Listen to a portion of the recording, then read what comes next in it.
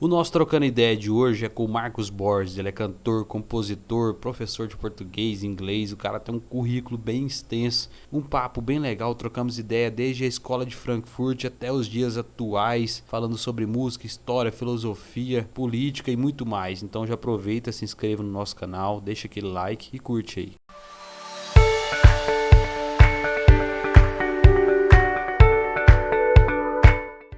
Fala pessoal, começando aqui mais um Trocando Ideia, e aqui quem vos fala, Murilo Parreira, e hoje o nosso bate-papo vai ser especial. Vou bater papo aqui com um cara que eu sou muito fã, admiro muito o trabalho dele, meu amigo Marcos Borges. E aí, meu brother, como é que você tá? Tranquilo? Tranquilo, tudo bom, graças a Deus, Murilão. Cara, é um prazer você estar aqui hoje, trocar ideia com nós aqui. Sempre tive vontade de sentar e trocar uma ideia com você, cara. Eu te conheço assim mais pelos shows que você faz, sabe?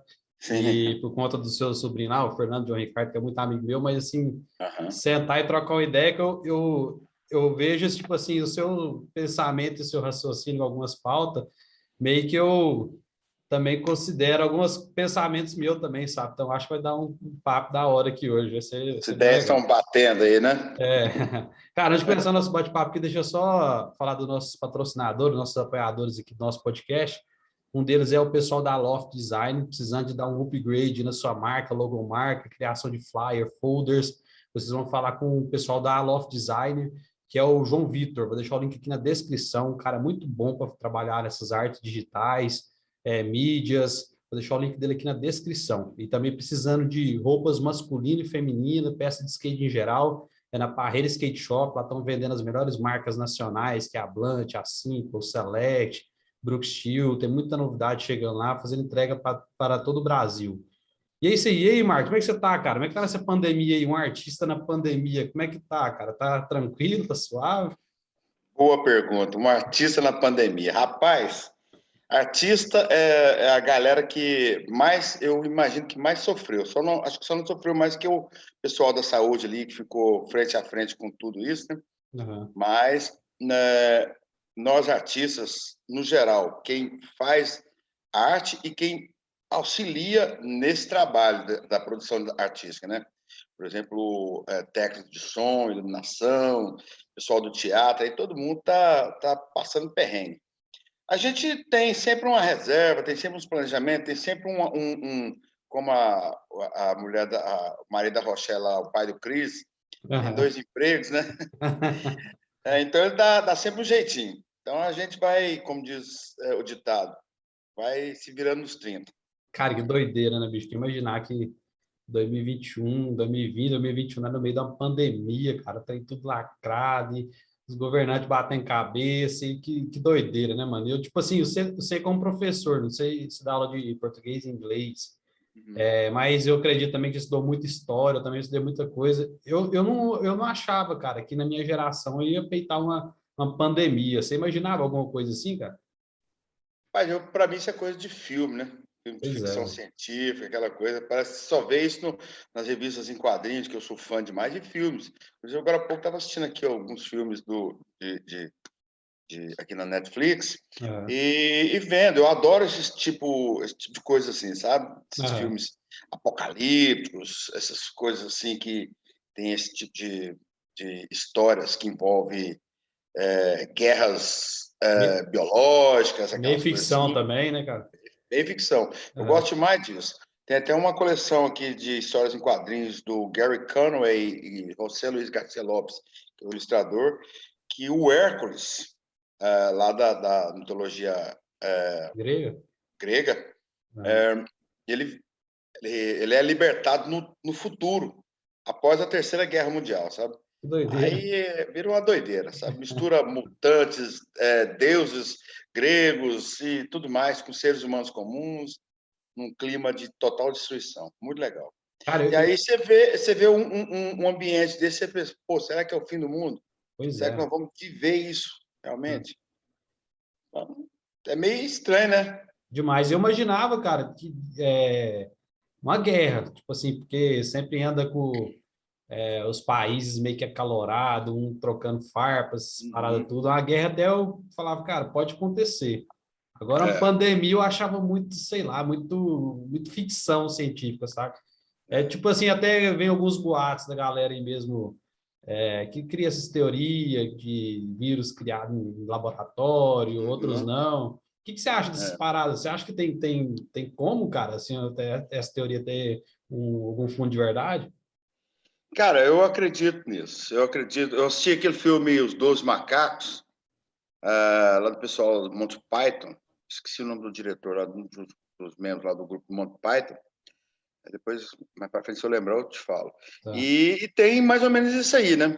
Tem lá um cara, um Sigma 6 lá, 6 Sigma 6, aqui o Sigma 6. Os caras desenvolvem um vírus altamente contagioso e que quase que destrói toda a humanidade, fica só os animais. E eu acredito, cara, eu acredito que não vou naquela teoria de que veio do pangolim, do morcego, comido pelos chineses, não. Foi alguma coisa desenvolvida em laboratório, sem querer ser É, o cara da teoria da conspiração, mas eu acredito que isso aí é jogada política, é tentativa de domínio, poder, tomada de poder aí, porque há uma guerra aí para quem quer ser o novo, o grande Satã, né? Tem os Estados Unidos, que é o grande Satã, é considerado pelos pessoal lá do Oriente Médio, e a China está querendo tomar esse lugar aí, né? novo A China que é Satã, cara, como assim? Que doideira. Tipo assim, é como você fala. o grande Satã. Eles chamam lá o pessoal do Oriente Médio, Ah, chamam os Estados Unidos como o grande Satã, o fomentador de guerras, de guerrilhas, de conflitos, para vender arma, para enfraquecer o povo, para tomar ali terras, petróleo, riqueza e tudo mais. ah. Né? Nós estamos passando por uma luta aí das potências, né? A China é o país que possivelmente vai assumir é, o primeiro posto de grande potência mundial, da maior potência mundial. Ah, com certeza, cara, também boto fé. E, tipo assim, eu acredito que mesmo sem a pandemia, com o passar, sei lá, de uma década, eu acho que ela já conseguiria já ultrapassar, cara. É, Porque, sei lá, a expansão dos caras tá violenta. A gente sabe que lá é uma ditadura, né, cara? Querendo ou é. não, é uma ditadura. Lá tem, igual essa pandemia mesmo, que esconderam de informações de dados para a gente. Se, Hum, cara, eu acredito que vai ser uma pira doida que esse povo tem que investigar, até o pessoal dos Estados Unidos mesmo. O Biden anunciou, começou as investigações lá, e de fato tem que ter, né, cara? Porque a gente tem que descobrir o que aconteceu de fato, né, mano? Eu também não acredito nessa pira desse pangolim, desses morcegos, não, velho. não, não, não. Inclusive, se você for lá no começo, lá nos vídeos ali no YouTube, ali, pesquisar direitinho, você vai ver que as pessoas que estavam diretamente envolvidas lá, os cientistas, médicos, que estavam repórteres, que estavam tentando avisar contra isso aí, foram silenciados, simplesmente morreram, né? Ah, Lá dentro de Wuhan. Então, sei lá, eu acho que se você for juntar todas as arestas, todas as pontinhas ali e ligar, conectar uma com a outra, tem um quê de terrorismo político e para tentativa de domínio total. é doido, né, cara? E eu que eu piro também, tipo assim, você falou dessa parada do Satã dos Estados Unidos, essa parada toda aí. E, tipo assim, os Estados Unidos ele meio que tem uma fama, cara, de estar envolvido em tudo, né? Por ser a Uhum. potência mundial, de estar ali nas guerras, saindo do seu próprio país e tá atacando. Eu, como brasileiro, cara, hoje, para mim entrar numa guerra, a não sei que tipo, os caras estiverem invadindo meu país e tá em risco minha família, de estuprar minha esposa, meus filhos, É, entendeu? Agora, tipo, para mim sair daqui do Brasil, para mim ir para outra guerra, cara, eu não teria coragem. Não sei você, cara. Mas, tipo assim, eu não acredito. Tipo assim, nos políticos que comandam desde vários tempos, entendeu? Eu não teria a cara de sair daqui para trombar uma guerra no outro país, não, cara, igual o pessoal dos Estados Unidos é. faz. Muito doido, né? Como o Bob Dylan diz na letra de Masters of War, Senhores da Guerra, né? É, Ele fala assim: vocês põem uma arma nas minhas mãos, mas se escondem dos meus olhos. Ou seja, é isso que os Estados Unidos, essas grandes potências, fazem. Eles põem os soldados para ir para o campo de batalha, para a frente de batalha lá, tá? E eles ficam lá como diz o Renato Russo lá naquela canção, né? Fica lá com o caneco na mão, lá, para não dizer aquela palavra, né? Escondidos, e eles que se lasquem para lá. Sabe? E esses caras ficam tramando ali, mais ou menos aquela jogada política que os políticos, a gente sabe que essa briga de político para cá, político para lá e tudo, depois está todo mundo apertando a mão, se abraçando e confraternizando juntos. Então é o seguinte. E nós, afegão médio, tomando a tarraqueta, né, velho? A gente vai lá para o campo de batalha, às vezes sem preparo algum. Eu me lembro que eu passei medo demais. Eu não sei se é da sua época. Mas eu tinha acabado eu fui até por excesso de contingente, eu não servi o exército, sabe? E pouco depois, aos 22, 23 anos, se não me engano, eu não me lembro a data certinho, teve aquele conflito lá da Guerra das Malvinas, né, da Argentina contra a Inglaterra, pela Falkland, pelos domínios da Falkland lá, né? Porque pequenas ilhas lá que foram tomadas pela Inglaterra há muitos anos e são eles que mandam lá. E a Argentina, sob o comando do doido lá do general Leopoldo Galtieri, resolveu tomar de volta as Malvinas, né? Para os ingleses, Falklands, para os argentinos, Malvinas. E foram para lá e causou aquela guerra e morreu muito argentino. E parece que do lado inglês, se não me engano, foram 600 só. Ou seja, o poderio bélico da Inglaterra diferença grande demais, maiores, né? Maiores.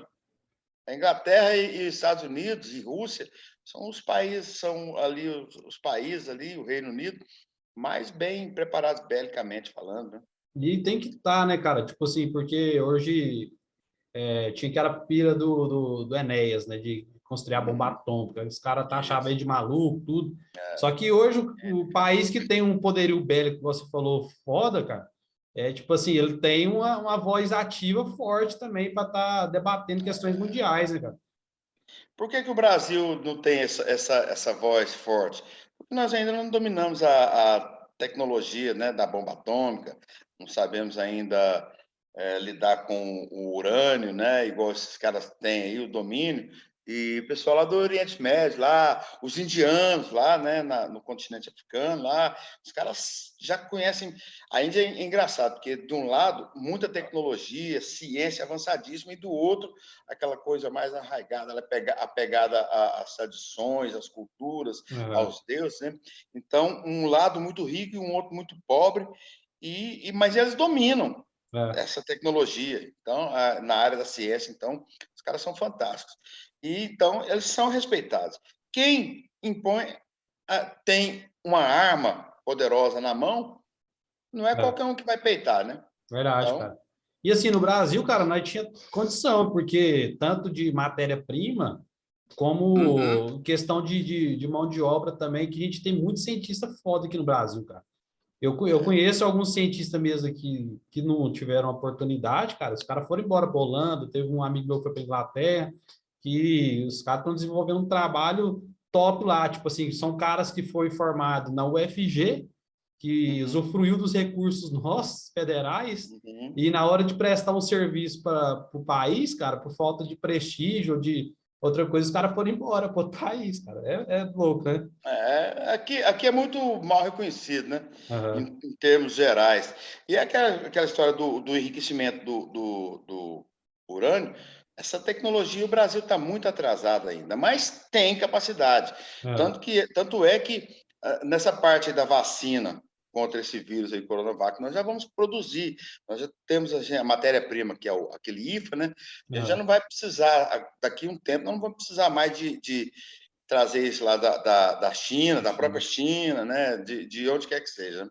A gente vai produzir a nossa própria aqui, a nossa própria vacina, que vai tranquilizar. Voltando no tema lá do conflito das Ilhas Falkland ou Malvinas, na época, cogitou-se uma guerra entre os aliados ali. A gente teria, digamos assim, que entrar, talvez o Brasil poderia entrar nessa guerra, sabe? E, rapaz, eu era inexperiente de tudo, eu fiquei morrendo de medo. Primeiro, teriam os que estavam os que serviram, né? Aham. Depois os que estavam ali no serviço de militar seriam chamados. E até os que sofreram, foram Os descartados, reservistas, né? os reservistas, por excesso de contingente, como é o meu caso, Aham. se tivesse de combater. E eu, sim, bom, esse era o boato que surgiu na época, eu fiquei com muito medo. Tanto que depois, o negócio foi tão sério, tem até um especial muito legal no YouTube, que eu vi recentemente, e o Roger Waters, lá do Pink Floyd, fez aquele último disco lá, o The Final Cut, e ele aborda muito esse tema. Ele Aham. fala muito lá dos grandes conflitos, né? E cita o conflito quando ele fala assim, Galtieri took the Union Jack. Aham. Galtieri tomou a União de Jack, né? Que é o pessoal lá da Inglaterra lá e tudo mais. E Tal da é isso aí. Argentina é maluco, né, velho? Os caras quis peitar a Inglaterra, mano. Não Que dá. Os doideira. argentinos são. Tá parecendo esse presidente atual da Argentina que falou que nós viemos do mato, né? Do Da mato. selva. É. Os caras são meio doidos. Os hermanos são um pouquinho estranhos. Não, cara, a Argentina é foda, mano. Eu mesmo não vou muito com a cara. É o brasileiro, né, cara? Tem essa rixa nossa aí. Essa rixa nossa Mas aí. eu até já ouvi dizer que os argentinos lá, até o meu sobrinho João Ricardo foi lá na Argentina Aham. e foi muito bem tratado. Eles são gente boa. Diz que essa rixazinha, principalmente por conta do futebol, né? E Aham. agora por conta da política, né? Desse negócio de direita e esquerda, porque lá está sendo governado pela esquerda, Aham.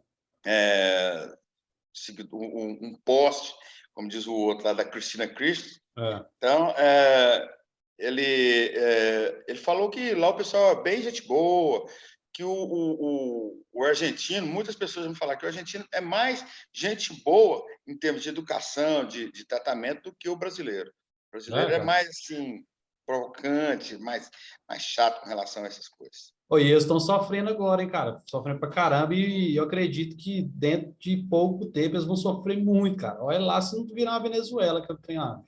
Tá ali um beicinho de pulga para É. virar. Já tá, o país já vem há muitos anos, já vem passando por uma recessão violenta, não consegue sair dos juros altíssimos, da inflação altíssima, né? O É. desemprego enorme, e agora estão passando fome. As notícias que eu tenho visto recentemente são aquele negócio que eles fazem bloqueio lá para os caminhões que transportam gado, eles estão obrigando os caras a desviar, colocam não deixa os caras passarem com os caminhões. Aham. Aí obriga, às vezes, por uma estrada diferente, chega lá na frente, eles param também e obriga os caras a pagar como frete, como pedágio, uma cabeça de gado lá. Então, eu tenho que descer uma vaca lá, um boi de dentro do caminhão, para eles poderem seguir, porque senão o Cara, que pau quebra. doideira, mano. Pô, mas Então, assim, assim, porque eles já estão passando fome já. aham. O que passa? Eu fico pensando, cara, nas coisas que me preocupa muito em questão de sociedade em geral, cara. Até porque eu estou preocupado com as eleições do ano que vem. É Uhum. do povo em geral, cara. Tipo assim, acontece uma situação que você já viu e vê que não dá muito certo, cara. Aí, de repente, os caras votam na mesma pessoa de novo, cara. Um trem que não funcionou, tá ligado? Tipo assim, em vez de você tentar renovar, uma coisa não funcionou. Vamos tentar uma É. coisa nova, beleza. Mas aí depois os caras voltou de novo, cara. Porque o outro governo passado, esqueci o nome do ex-presidente da Argentina, Da Argentina lá. meio que, tipo assim, ele tentou introduzir algum liberalismo, alguma coisa ali que não deu muito certo, tipo assim, da forma que É. ele quis, sabe? Mas, cara, não mudou nada. Os caras, tipo assim, eles deram um passo para frente e deu três para trás, sabe? Mas ele era foi um presidente, demonstrou um presidente que ele não tinha pulso, sabe? Aham. Ele tinha boas ideias, era um presidente que direita lá e tal, que tentou mudar, mas ele não tinha aquela firmeza, ele não tinha aquele espírito de liderança. Então foi facilmente derrubado agora, caiu como diz, é meio que igual a Dilma aqui, né? É. Porque a Dilma ela foi eleita e reeleita por um projeto do PT tão grandioso, da esquerda, tão grandioso que eles conseguiram colocar uma mulher da categoria dela para Aham. presidir. um histórico de terrorismo, de toda aquela coisa lá, né? Da VAR Palmares, da época lá. Um povo complicado. Típico da esquerda, típico desse povo dos petistas. E, então, derrubou. Aí vieram com aquela história de golpe. Nada, rapaz. Tá certo que PMDB também, que é um partido de esquerda, PSDB, que é um partido de esquerda brando, né? Mas tudo era uma jogada desse povo aí. Aí entra um cara mais radical, conservador, que é o atual presidente nosso aí, com uma boa proposta, e os caras estão aí, não queria largar o osso de jeito nenhum, estão nessa choradeira até hoje, e urrando igual o dragão da Bíblia lá, né? Contra a besta fera, né, do Apocalipse, porque eles querem, de qualquer forma, voltar ao poder. E o Zé... Como é que é o nome lá? O Zé Dirceu. Zé Dirceu, que para mim, na minha humilde opinião, o Zé Dirceu é o homem mais forte da esquerda no Brasil. Zé Dirceu é o representante direto do Lenin e do Stalin, de quem ele era muito fã. Ele é muito fã, né? Ele é o cara que acho que até o Lula tem medo dele. Respeita ele, porque é ele que manipula as coisas. Então, você fala por conta dos pensamentos dele, no caso? Ele é que é o cara, para mim, ele é que é o mandão. Tá? Acho que o Lula e o resto seguem mais ou menos os ditames do Zé Dirceu. Na minha opinião, eu não estou dizendo que isso pode ser, é uma hipótese, né? Mas na minha opinião, pelo que eu leio, pelo que eu vejo, pelo que eu sempre acompanhei, é ele que é o cara que dita as regras ali dentro. Ele é que é o todo-poderoso. Mas o representante da galera de esquerda é o Lula, né? Sempre foi o Lula. O Lula é o cara do povo, né? Como eles falam lá, do povão. Ele tá na frente da galera. Mas você para para pensar, o Marcos, tipo assim, eu não sou de esquerda, cara, e eu me considero um cara conservador de direita, mas você não pode, tipo assim, negar, eu mesmo não posso negar que o Lula, e como o Bolsonaro também, cara, eles são uma grande liderança, né? Tipo assim, o projeto que o PT fez com o Lula ali, com o pessoal dele, cara, igual você falou, eles conseguiram eleger a Dilma, bicho. A Dilma não tem uma pessoa mais anta que aquela mulher, não, cara. Não, aquele lá é um. Pois tipo, eu acho que, tipo assim, mesmo. se eles tivessem colocado, sei lá, eu lá como candidato a presidente, eu tinha ganhado, cara. Você vê tanto de boa. Ali, só que o povo ficou tão assim calejado com os excessos cometidos pelo PT, com a roubalheira, com essa canalice toda, inclusive essa cara de pau do Lula, que chegou a ser preso, aí vem esse Supremo Tribunal Federal ali, né, e solta o cara naquela do faquinha lá, que aquela coisa horrorosa, e solta um dos maiores ladrões, o cara que maior, inclusive o Barack Obama falou, citou ele, né, no livro dele, que o Lula, na arte de roubar, ele era o cara. É um dos maiores ladrões do Brasil, que o Brasil já teve. Um dos maiores do mundo. Do mundo, cara. E, cara, você ter uma ideia, o PT teve tudo, a esquerda geral, tanto a esquerda radical quanto a esquerda mais branda, como os partidos que eu te falei, né? Hoje, MDB, PSDB e tantos outros, né? Eles tiveram tanto tempo no poder e tiveram tudo para fazer o país se tornar uma potência. Não, eles não pensaram nisso. O Lula é um grande líder, ninguém reconhece, pode negar isso. O Lula é um grande líder. Apesar de ser um cara que não tem muito estudo, mas ele tem o domínio da fala, ele sabe como. Começou, nunca trabalhou, ao invés de ficar lá na metalúrgica, lá nas metalúrgicas, lá onde ele trabalhava, né? Nada, só ficava incitando o povo à greve e tudo mais. É coisa do comunismo, né? Incitar a greve, aos direitos do trabalhador, do pobre e tudo mais. Então a coisa foi tomando poderes. E se você for estudar isso aí, a gente vai ter que ir lá na revolta bolchevique, onde ali, Trotsky, lá com Lenin, aquela galera toda lá, começou a Revolução dos Trabalhadores lá e incitou o povo e fez a queda do czar, matou todo mundo de uma forma cruel. Não precisava não, matar só depois, pronto, né? Expulsar o cara do país, mas não, eles tinham que matar para mostrar. E depois o povo cobrou o quinhão deles, né? Como por ter ajudado o povo, os trabalhadores, ir à luta e derrubar aquele poder, né, do imperador lá e tudo mais, do czar.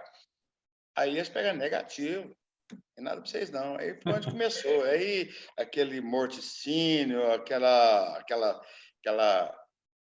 assassinato em massa lá, que eu esqueço o nome. Você vê que, tipo assim, todos esses caras, tipo assim, desde de Lenin, Stalin, Hitler, eram uns caras, tipo assim, que tinham um discurso que a galera meio que abraçava, né? Tipo assim, meio que idolatrava os caras.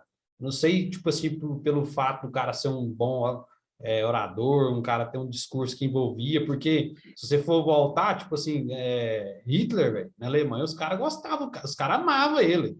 Tá ligado? Os caras não iam para uma guerra com um cara que eles não gostavam. Tá ligado? E a mesma coisa que aconteceu aqui com nós, cara. No Lula aqui, quando ele saiu, ele tinha o quê? 85% de aprovação. É. Você vê que doideira, né? E o Hitler nem alemão era, né? Austríaco. Isso, cara. Frustrado, admirador de Wagner, inclusive aquela da obra do compositor Wagner, inclusive aquela cavalgada das Valquírias lá, que incitava o povo à luta para os direitos e sempre à frente, né? E o Hitler era fascinado por aquilo lá. Então, como ele era um pretenso artista plástico, mas que foi rejeitado pelos bons trabalhos que ele fez, um ótimo pintor, desenhista muito bom, sabe?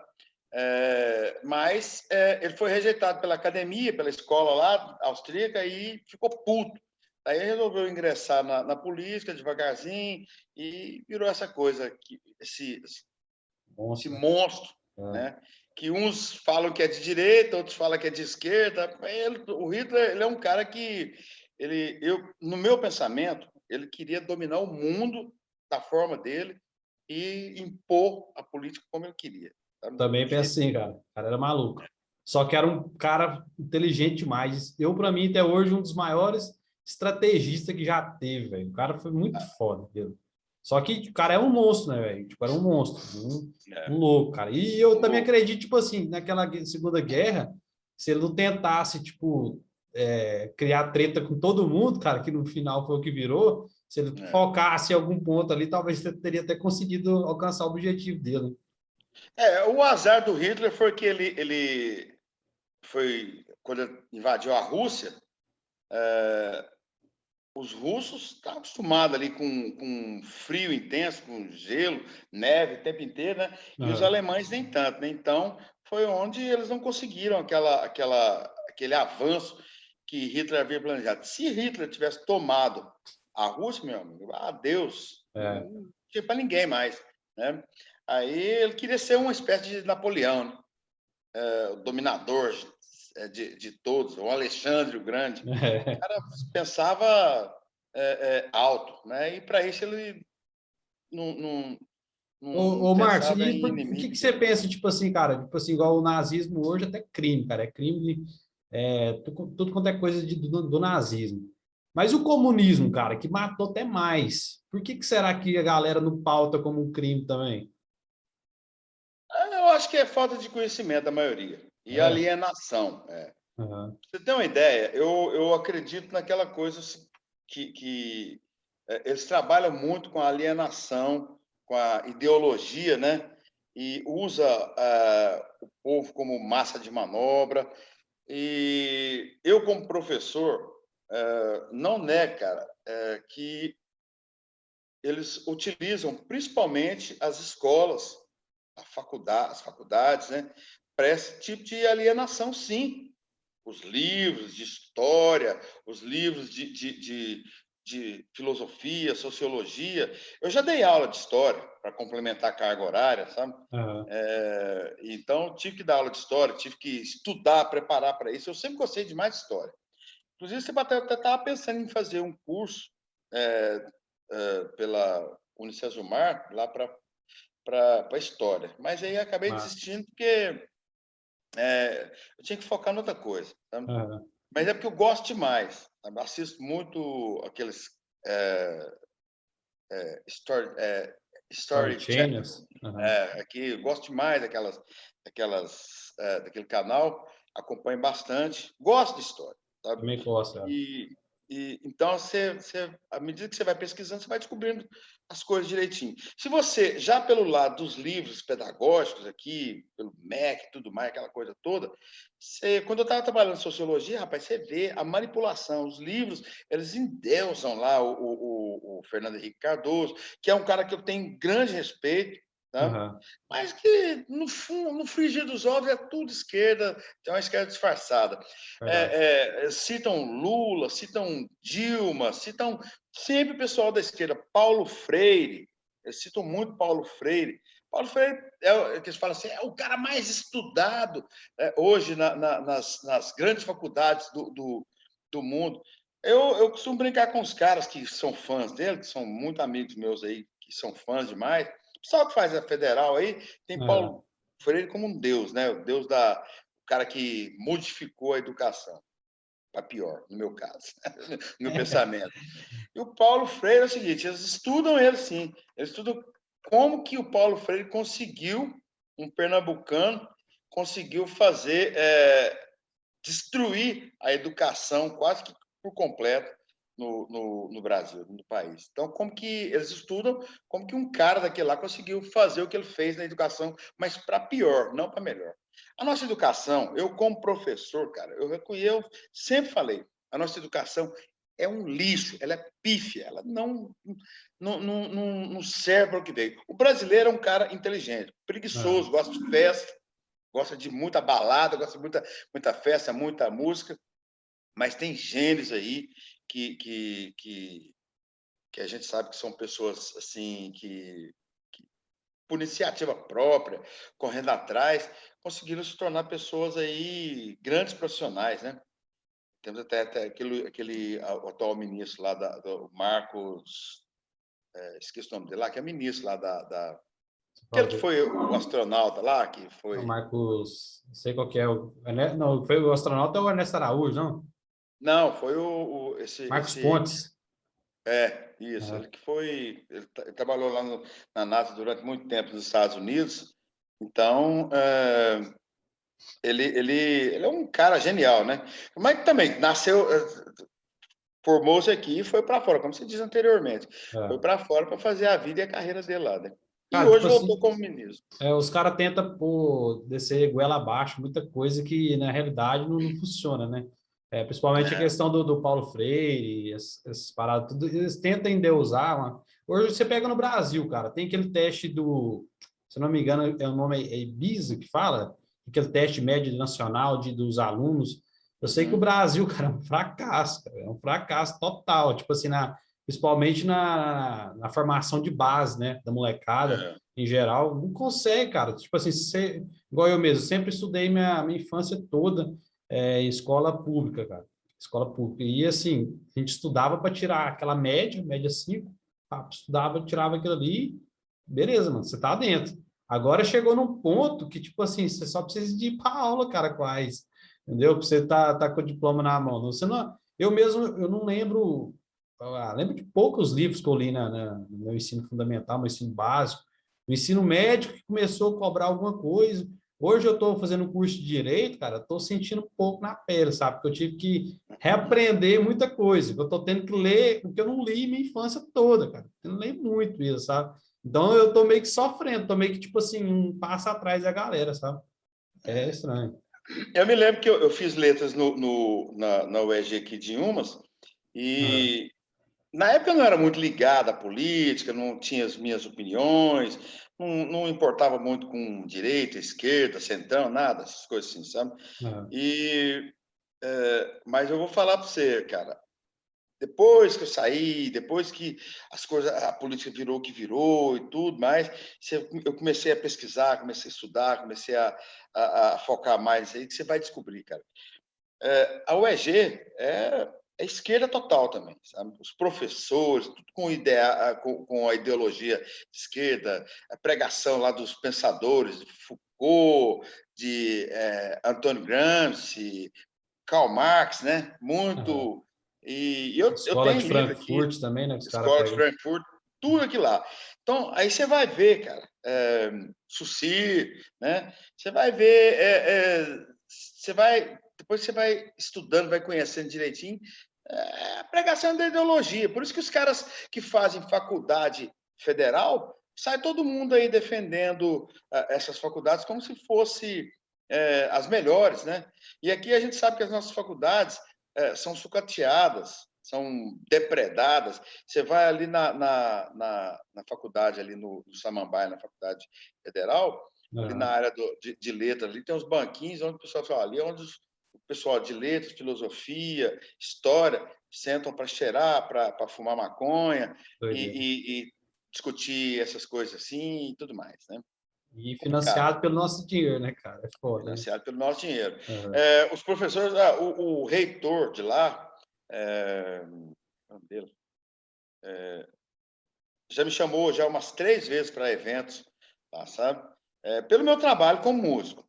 Uhum. Dentro da minha linha de cantor e tudo mais, ele já me viu cantando. Inclusive, ele já foi candidato a deputado federal. Na véspera da eleição lá, entre o Haddad e o Bolsonaro, uma semana antes eu fui fazer um evento lá, sabe?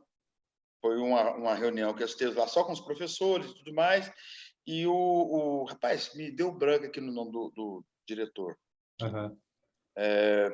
do reitor lá da faculdade. E eu estava lá, e aquele clima assim, sabe,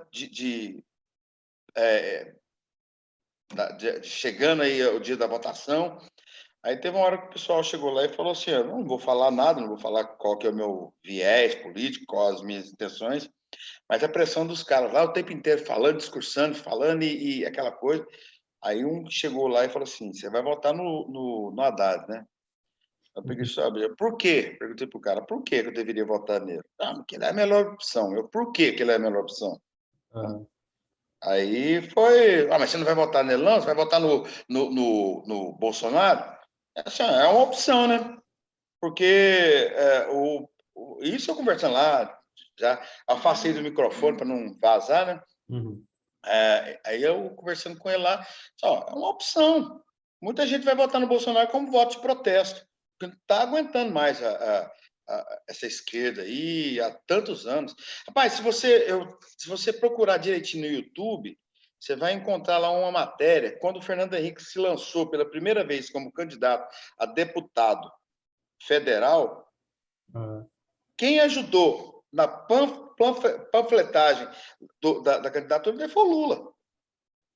Tem fotos lá, imagens do Lula segurando panfletos, entregando panfletos lá do Fernando Henrique, candidato a deputado federal. Ele foi eleito e depois, o que aconteceu? Quem foi eleito?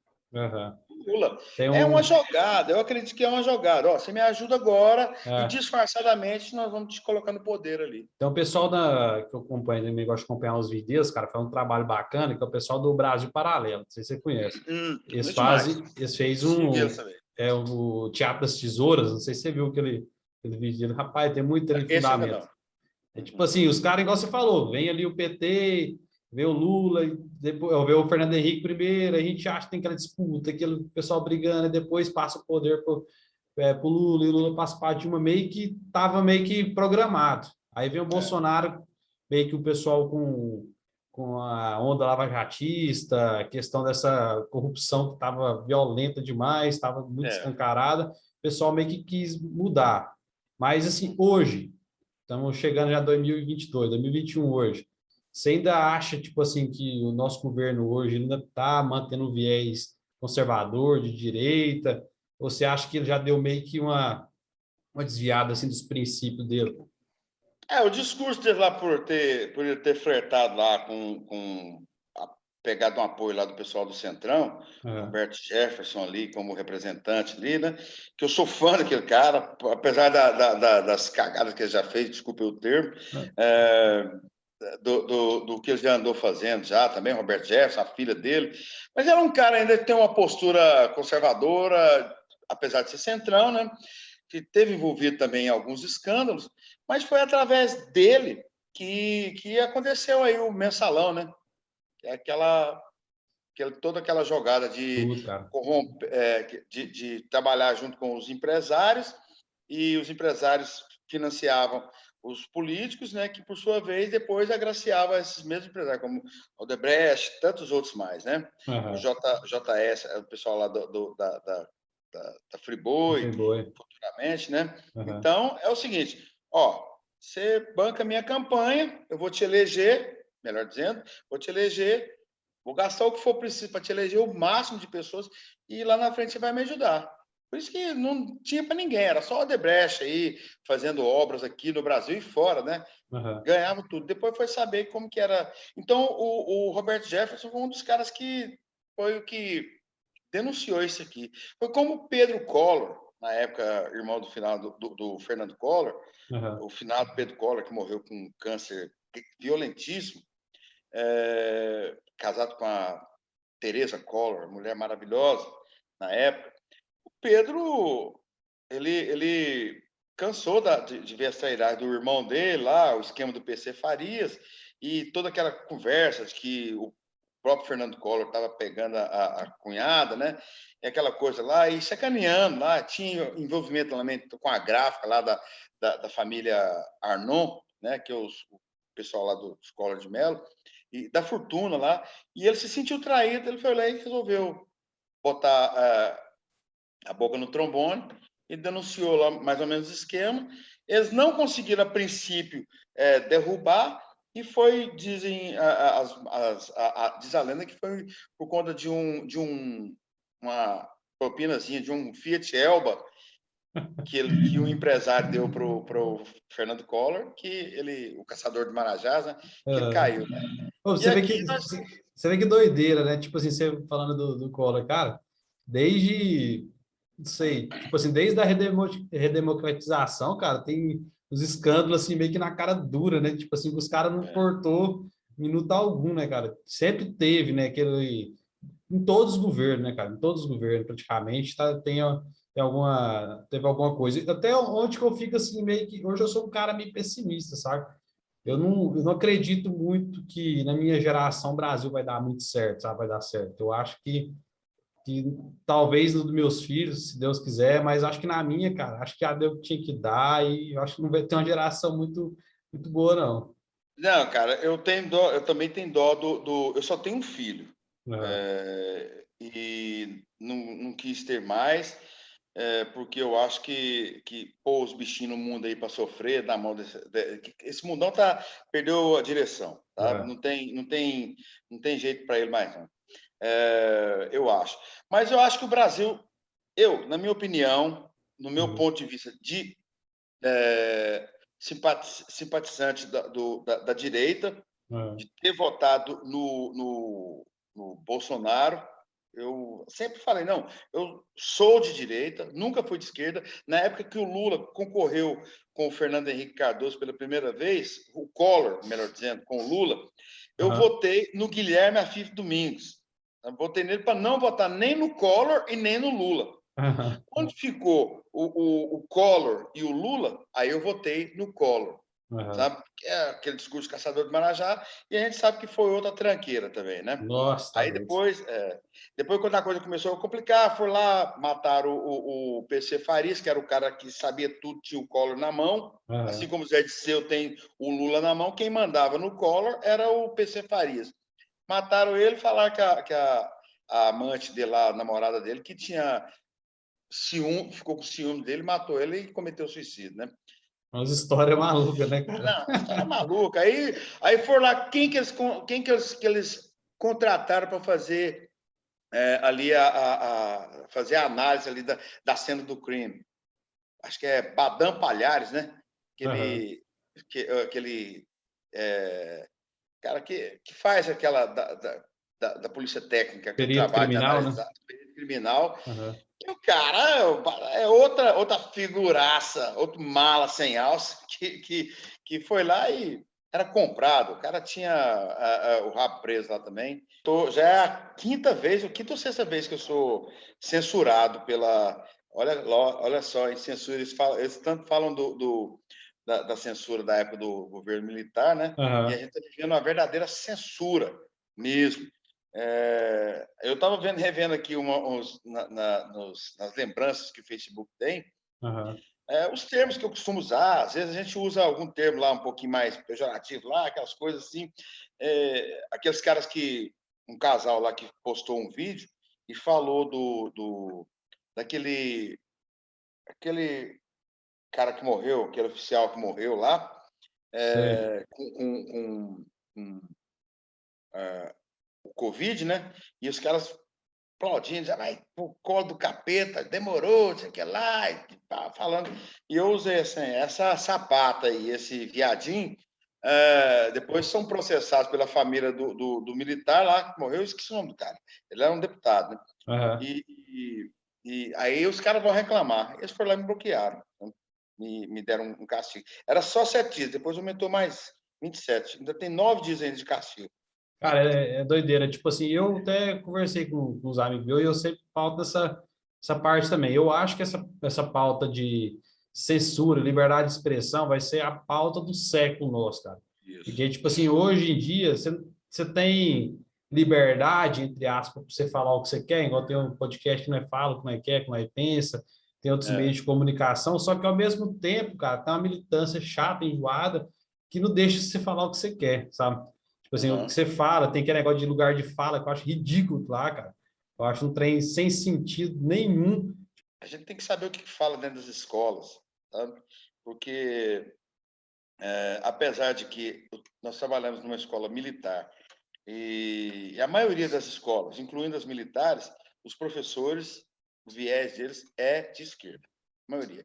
Lá, para cada 10 professores, 3 eram de direita e 7 eram de esquerda. Tem muita influência da faculdade nisso, os professores que vêm introduzindo alguma coisa na mente do cara que desperta. Assim, quando eu comecei meu curso de Direito, cara, os primeiros períodos meu ali foi de embate, assim, ferrenho, cara. Meus professores de filosofia, sociologia, tentava fazer eu engolir uma coisa, cara, que eu não acreditava, que eu entrava no debate com eles e falava, não, cara, eu não acredito nisso. Qual que é o seu argumento? Talvez eu esteja errado, talvez você me convença ao contrário. Mas, tipo assim, chegava um ponto, chegou um ponto de um professor meu de filosofia, dele jogar o currículo dele na mesa, sabe? Tipo assim, acabar o argumento dele e falar, não, eu sou professor há tantos anos, eu sou isso, eu sou aquilo, não sei o quê. Aí eu falo, cara, não, aí por esse lado eu não vou, não. Se você quiser debater nas ideias, não vamos, mas agora nessa aí já não vou com você. Eu sou um cara, minha carcaça é meio velha, mas eu tenho 32 anos só, eu sou novo, tô aprendendo agora as coisas, sabe? Não vou debater currículo com você, um cara que tem 30 anos de aula, entendeu? Mas é isso que eu penso. Esses caras, quando eles, digamos assim, eles defendem uma ideia, eles vão até o final e nada muda. É mais fácil eles verter para o lado, é aquela história que eu falei lá, a ideologia marxista, Paulo Freireana, sendo pregada nas faculdades desde o princípio. Então, vem fazendo a cabeça. Depois que os militares, em 85, com o último governo do João Figueiredo, saiu e deu-se início à abertura, né, do direito de ir e vir, daquela proibição de tudo, né? A imprensa passou a ter mais voz ativa, virou um verdadeiro desbunde. E a gente sabe que todos os excessos, eles são prejudiciais, né? Você gostar de tudo que você gosta com exagero, uma hora ele vai te fazer mal. Tá? E eu não estou defendendo os atos institucionais, como o caso do AI-5, que esse tempo atrás virou polêmica demais, né? Mas eu acho que um certo limite, até porque na nossa casa a gente é criado com uma certa censura pelos nossos pais.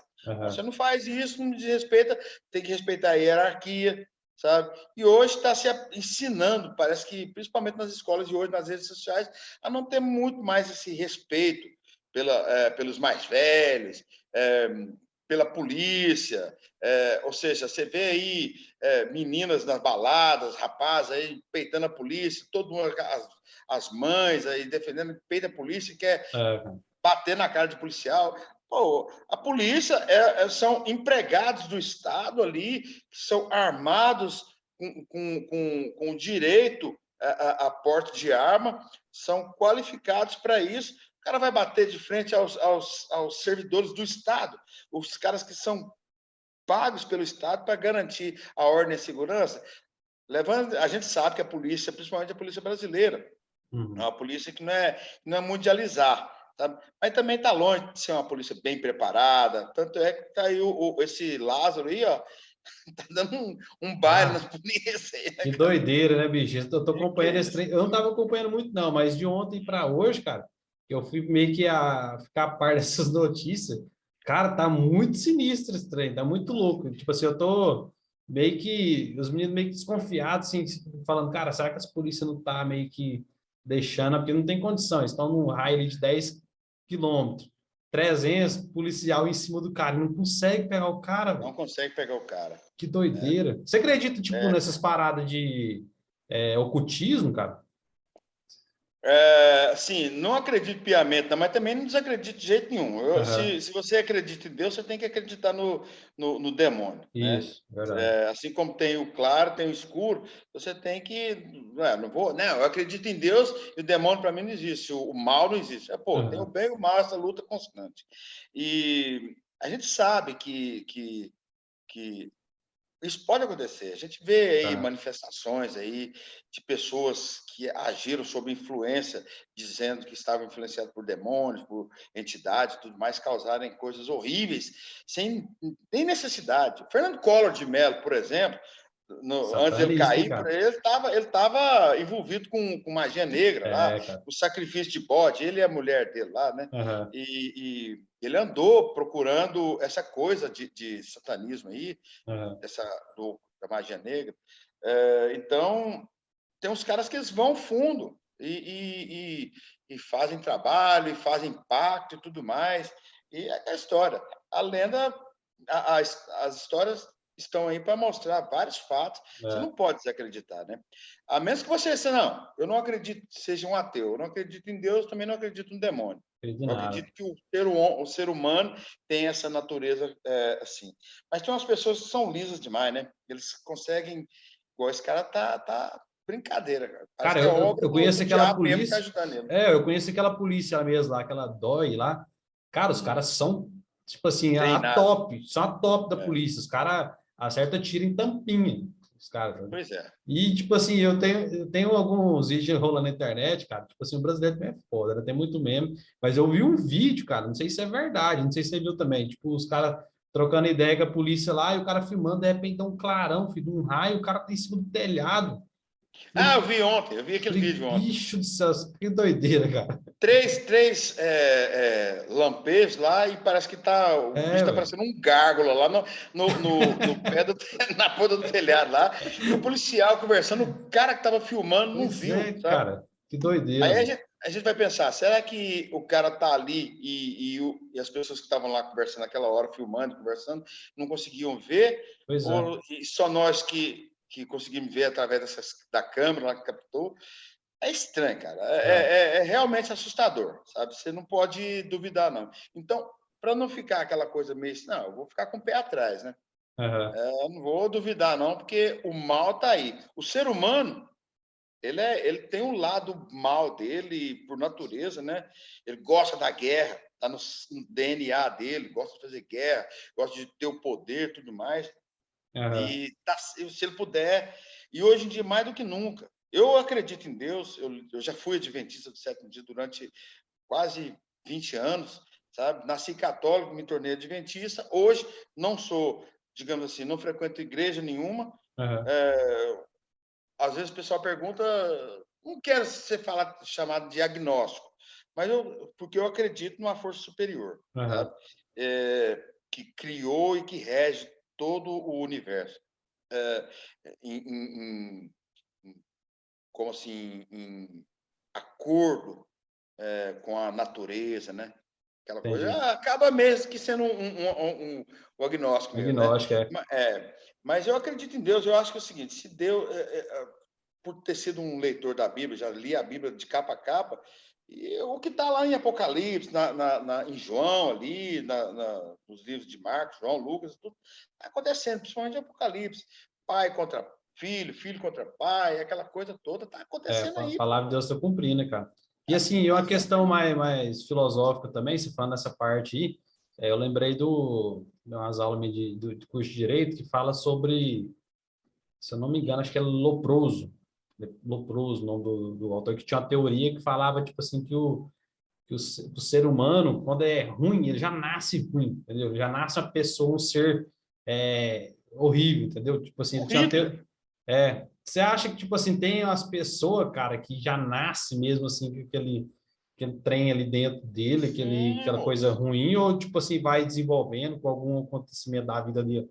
Eu vou citar Nero, Hitler, Stalin, Mussolini, Lula, Mao Lula, Tse Tung. Zé Dirceu, Mao Tse-tung, aqueles lá teve Gengis Khan, aquele povo lá, todos esses grandes conquistadores, eles, para conseguir satisfazer, conseguir o poder e satisfazer o próprio ego deles, eles destruíam nações, destruíam povos, isso não estava nem aí para nada, não. Então é o seguinte, eles não... Vlad Tepes, lá, o que originou ali o Conde Drácula, né? Que realmente existiu, Vlad Tepes lá, que participava, fazia parte da ordem dos dragões, Dracônia, né? Daí o nome Drácula, Drácula. E então o cara, ele era católico e segundo pesquisas que o Bram Stoker fez com ciganos, com o povo lá da Transilvânia lá, ali, daquela região, ele pesquisou sobre o verdadeiro Vlad Tepes lá e foi pegando as lendas dos ciganos, do pessoal lá, e foi criando um personagem fictício que se tornou uma lenda e que hoje existe até um culto lá na cidade, lá na Transilvânia, lá tem o castelo dele, o pessoal vai lá visitar e eles acham, assim como o Papai Noel, que realmente Drácula existiu, de Doideira. tamanha poder que ele teve, né? Então, eu acho que sim, que existem essas pessoas que nascem com essa índole cruel, né? Como foi o caso esses maníacos, aí, o maníaco do parque, esse cara aqui de Goiânia aqui que matava o motociclista lá que matou um As assassino em mulheres, né? série, que a opção de mulheres, né? Esses caras que têm esses preconceitos contra homossexuais, contra preconceito contra étnico, né? Contra pretos, homossexuais, hispânicos e tudo mais, cara. Então, esse pessoal tem um mal na veia, sabe? Tem um Verdade, cara. mal correndo. Ô, Marcos, Então, acho que e assim, cara, mudando um pouco do nosso foco. papo aqui, nosso foco, cara, é uma dúvida que eu tenho, não conheço, cara. Você é daqui de umas mesmo ou você é de outra cidade? Boa pergunta, boa pergunta. Agora é a hora. Para quem não sabe, É. eu costumo dizer o seguinte: eu nasci uma vez lá em Damolândia, sabe? Sério, cara? Tomou muita água de lá, cara? Minha mãe fala que no dia de eu nascer, ela passou o capoeirão, aí a ponta lá do capoeirão e foi. Mas eu nasci lá no centrão mesmo. Meu. Minha avó, Maria Ciana, que minhas duas avós moravam lá, sabe? A Maria Aham, Ciana e a avó Chiquita, a dona Chiquita. E a minha avó era aham, parteira, Mariciana, mãe do meu pai. Então, ela que fez o parto da maioria do povo lá da minha época para trás, da minha geração para trás, lá, foi ela que fazia os partos todinhos, sabe? Então, meus irmãos, todos nasceram pelas mãos dela. E a minha avó, mãe da minha mãe, também tinha um hotel lá, o hotel lá de Damolândia. Então, nós morávamos em Anicuns. Meu pai morava em Anicuns. Ele aham. trabalhava na Riachuelo e era jogador do Anicuns. Depois ele veio para o Inhumas, jogou profissionalmente, foi vice-campeão goiano 2 vezes, mas nessa época ele morava lá. Como ele não podia, minha mãe estava longe da sogra e da mãe dela, ela pertinho, vou deixar você lá e volto para trabalhar no Richoeiro, nos finais de semana e jogar bola, né? Profissionalmente falando. Meu pai foi profissional.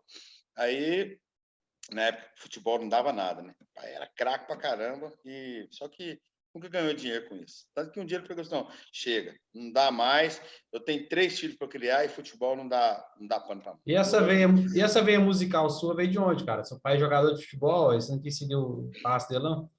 Meu pai, ele tinha até uma duplazinha lá, ele e o Agrício, lá em Ah, Damolândia. ele já era músico também, então. Já, meu pai tocava pouquinha coisa, mas cantava lá nos bailezinhos lá. Depois ele tinha um compadre dele também, o Gordo, que tem até uma foto que meu pai tá com violão e esse Gordo tá com um cavaquinho e numa porta assim, chapéu e tudo mais. Eu achava aquela foto simplesmente fantástica, sabe? Eu falei assim, um dia eu quero aprender a tocar violão. E esse negócio, essa veia artística minha, principalmente essa veia musical, ela teve várias influências. Começou com o radinho, que a minha mãe sempre foi costureira, sabe? Então ela estava sempre ali com o radinho, acho que fio, meio que um vermelho quase que laranja, ali ao lado da máquina de costura, aquelas máquinas de pedal, costurando e ouvindo o programa do Darcis de Souza. Eu via muita difusora, a Rádio Jornal de Umas, na época ela já era um ouvinte. E então sempre ouvi ali. Meu pai tinha um compactozinho do Roberto Carlos, Robertão, né, para variar. E ele gostava demais de sertanejo. Meu pai, aqui na minha casa, a gente sempre ouviu sertanejo, sabe? A vida inteira a gente cresceu. Meu pai era fã de Zé Rico, Juliano Jardel, Mato Grosso Matias e tudo mais. Tião Carreiro nem tanto, eu sou mais fã do que ele. Tião Carreiro, quem me influenciou muito foi meu tio Braz, cabeça branca. Tá? Então, isso aí tudo, eu achava bonito demais o Tião Carreiro tocar. Mas, quando a gente ainda era pequenininho, a gente mudou ali para a Rua Cesário Silva e a nossa casa fazia fundo com o ginásio, ginásio... Não, esse hoje que é uma confecção, ginásio Manuel Basílio ali, onde acontecia, perto da academia ali, aquela academia, antiga Cleide Campos ali. Ali, hoje é uma confecção, ali era um ginásio. Nem sabia que ali era um ginásio, cara. Ali foi um ginásio de esportes. Eu sabia que era o Clube dos 30, não foi lá também? Foi lá. Ali atrás era o salão do Clube dos 30, onde tinha os bailes, onde tinha os domingão lá com as danças. Lá, matinê?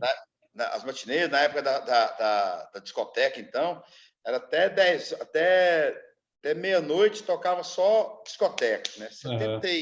76, 77. Eu estava com o quê? Eu estava com 15 anos na época, sabe? Era menor de idade, não podia nem entrar, sabe? Mas ainda dava um jeitinho, seu Lobatu facilitava para a gente, o Seis Momonuque, e a gente acabava entrando e participava, né? E depois da meia-noite, apagava as luzes, ficava aquelas luzes de escura, que a roupa da gente brilhava, assim, a camisa branca, né? Os neon. Luz neon. A gente abraçava a menina lá, tudo maior respeito, sabe? Você chegava e as mulheres naquela época eram um pouquinho mais exigentes e bem mais reservadas, né? Então elas eram muito assim, você tinha que chegar, saber bater a lábia, tinha que ser educado com elas para não receber um não, né? E às vezes elas por educação dançava 2, 3 músicas com a gente, depois, sabe? Se você tentava beijar, elas meio que umas afastavam, outras já deixavam, né? Mas assim, tudo com muito respeito. E eu participei disso aí tudinho, cara. Aí ali tinha shows também, tinha os ensaios do Grêmio, e foi nos ensaios do Grêmio que o meu irmão, Neivaldo, me levava, eu e a minha irmã, para irmos assistir aos primeiros ensaios ali. Então, aquelas bandas que tocavam lá na época, eu nem não lembro direitinho quem eram as bandas, até firmar com marcantes, vieram muitas outras bandas, né? Eu era muito pequenininho. Então, o pessoal chegava lá, sentava, acompanhava, e aquilo lá foi me influenciando. A gente saía de lá dos ensaios, montava umas baterias de panela, de lata, pedaço de zinco, eu fazia uma guitarrinha de forro de paulista, colocava umas cordas de anzol e ia brincar, e a minha irmã era cantora. O Neivaldo era baterista, minha irmã cantora. Aí a gente chamava o pessoal para julgar, para fazer, e começamos a fazer brincando assim, essa Não é coisa. brincadeira. E isso aí foi influenciando. E eu fui crescendo, como a gente sempre morou ali perto, todo ano eu ia para os ensaios. Até que um dia eu resolvi participar. E nessa época o Neivaldo para variar, sempre o Neivaldo, meu irmão mais velho, ele já começou a trazer os primeiros discos, por exemplo, Bee Gees, né? Grande influência musical na minha vida. Começou a trazer algumas coisas diferentes para a gente ouvir. Nessa época, ele estudava no Objetivo, lá em Goiânia. Morava lá com a República, uma opção de gente, o doutor Wellington Chaveiro, dentista lá, Humberto, Jacivan, Celso, meu cunhado, várias pessoas. Então, o Neivaldo já participava lá no Colégio Objetivo, tinha um festival interno do Colégio Objetivo, o FICO, sabe? Então, ele participava. O Neivaldo também compôs algumas músicas, teve algumas músicas e classificou lá no FICO. Então, a gente saía, ele pegava e me chamava, vamos junto, você cantar comigo, e ele tocava só o triângulo, né? A gente ensaiava lá em Brasília, passava o dia inteiro em Brasília, saía de lá de madrugada, fazia os arranjos das músicas, os maestros, tudo, e vinha apresentava. Aí, nessa época, eu conheci, nessas apresentações do FICO, eu conheci shows do Eduardo Sec, 14 Bis, conversei com os caras lá nos bastidores do 14 Bis, que a gente, como música, a gente tinha... Então, mas nessa época você cantava o quê? Mas o Neivaldo, vocês Nessa cantavam? época, eu cantava assim, gostava sempre... Uma das primeiras influências, Roberto, né? Roberto Carlos.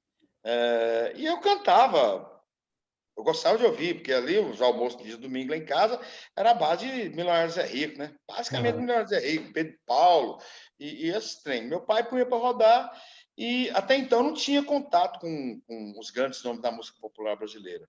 E foi através desses festivais, do FICO, e aí veio o SACEM. Eu me matriculei lá no colégio Manuel Vila Verde. Estadual, Manuel Vila Verde. E lá tinha o SACEM, né? Aí eu ficava vendo. Meu irmão uma vez cantou aquela Noturno, do Fagner. Ai, coração alado. E arrebentou, foi desclassificado, e o povo passou em cima como protesto, eles reclassificaram ele acabou ficando em segundo lugar. Sabe?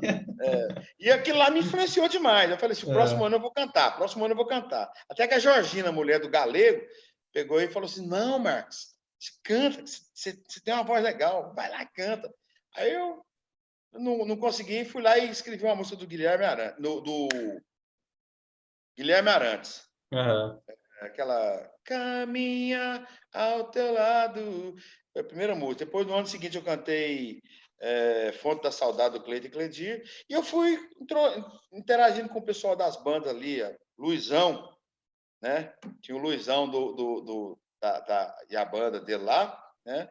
Eu comecei a interagir, conheci o Jairo, que hoje é um dos monstros da guitarra no mundo, né? Tocou no P.O. Box lá. Então, fui interagindo com esse pessoal, fui aprendendo a gostar de música, quis aprender a tocar violão.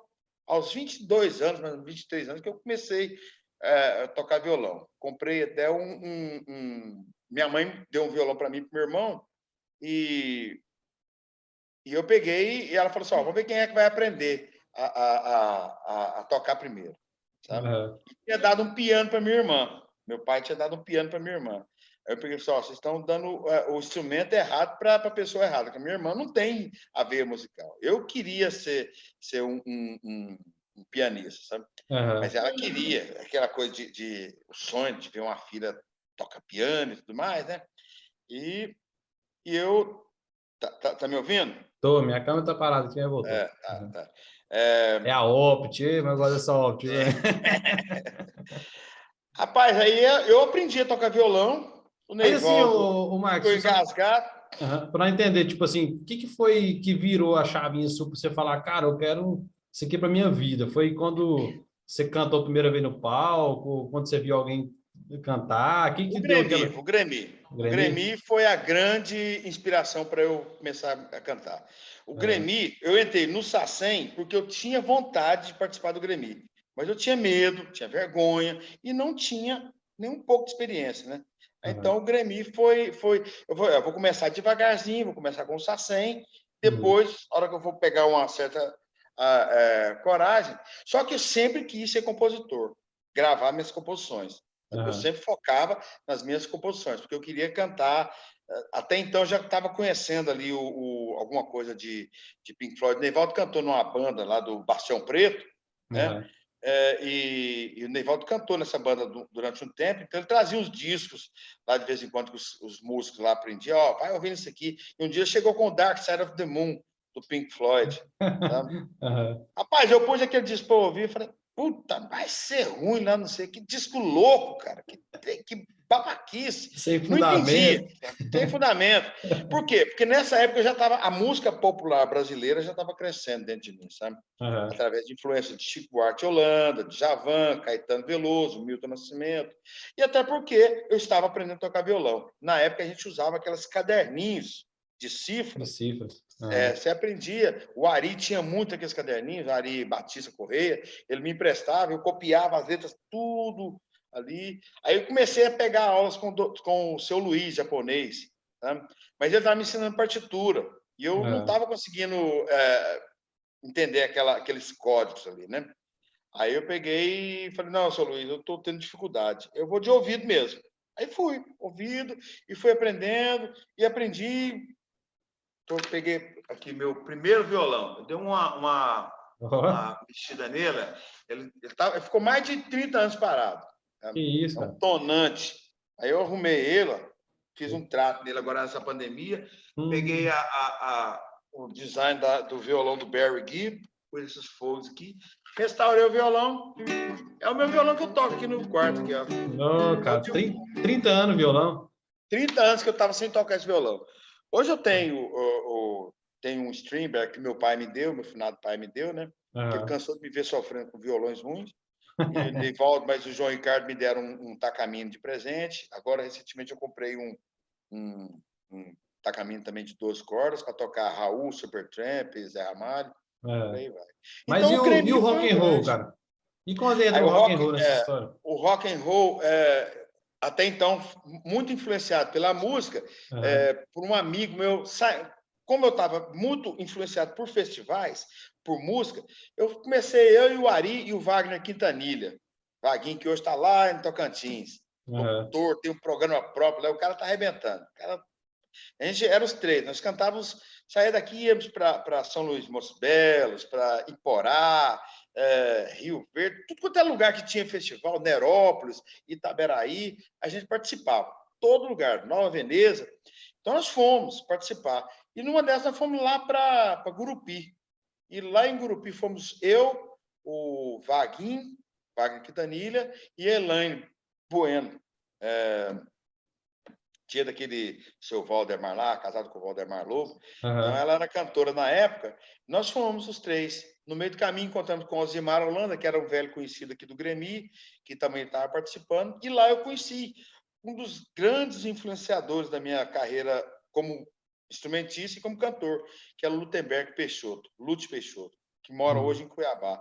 E ele eu comecei a dar canja nos showzinhos, eu marcava shows para ele aqui, ele morava em Brasília, mudou para Brasília, depois mudou para Goiânia, e eu marcava. O primeiro show que ele fez aqui foi no Correntão, no Paulão. Aí depois foi lá no Aldeia, e onde tinha shows aqui, no Tubias, no Tops Bar, eu comecei a fazer palhinha, sabe? Já tocava alguma coisinha, mas tremia de medo. E eu fui acompanhando ele, até que um dia ele pegou, bicho, ó, já está na hora de você fazer seu show sozinho. Está na hora de você começar, prepara um repertório, vai que você tá bom. Sabe? Eu peguei e fui nessa. Aí, nessa que você começa a cantar, aparece os outros também. O João Lobo, que apareceu, chegou um dia lá com baixo na mão, falou assim, eu queria tocar com você, com a guitarra. Sabe? Eu peguei, ó, bicho, pode vir.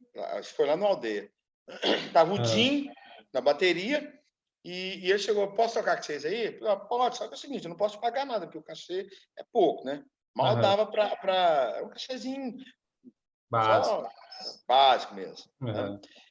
Mas aí quando foi na outra semana, ele chegou com baixo. Aí porque você precisa resolver o que você quer. Você quer ser guitarrista ou você quer baixo? Não, eu quero ser baixista, quero tocar com você. E daí a gente começou. E nunca mais parou. Sabe? Aí depois veio as ideias de fazer. Aí veio Nativos. Tinha o Paulão também, e veio Nativos. Aí eu já tinha algumas influências musicais aqui, de rock, Bee Gees, né? A música pop conheci Queen, conheci Supertramp, através sempre do meu irmão, que trazia sempre coisas novas, né?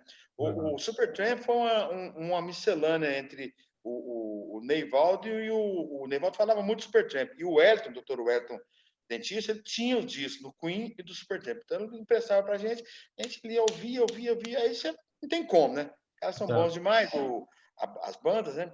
Aí eu conheci também, tinha um amigo meu, Leonel Carpe, Leonel Júnior, e o Leonel trazia muita coisa do rock progressivo. Eu gostava muito de música pop, disco music, mas ele trouxe para mim as primeiras influências do rock progressivo, como Janis, Pink Floyd, sabe? Me trouxe o Sure Here, que a hora que eu ouvi, falei, nossa, meu Deus. Outro mundo, né, cara? Que é isso? Aí, Steve Hackett, inclusive eu já fui no show de Steve Hackett, peguei na mão do cara, né, o meu astro, gênio da música, ele e David Gilmour.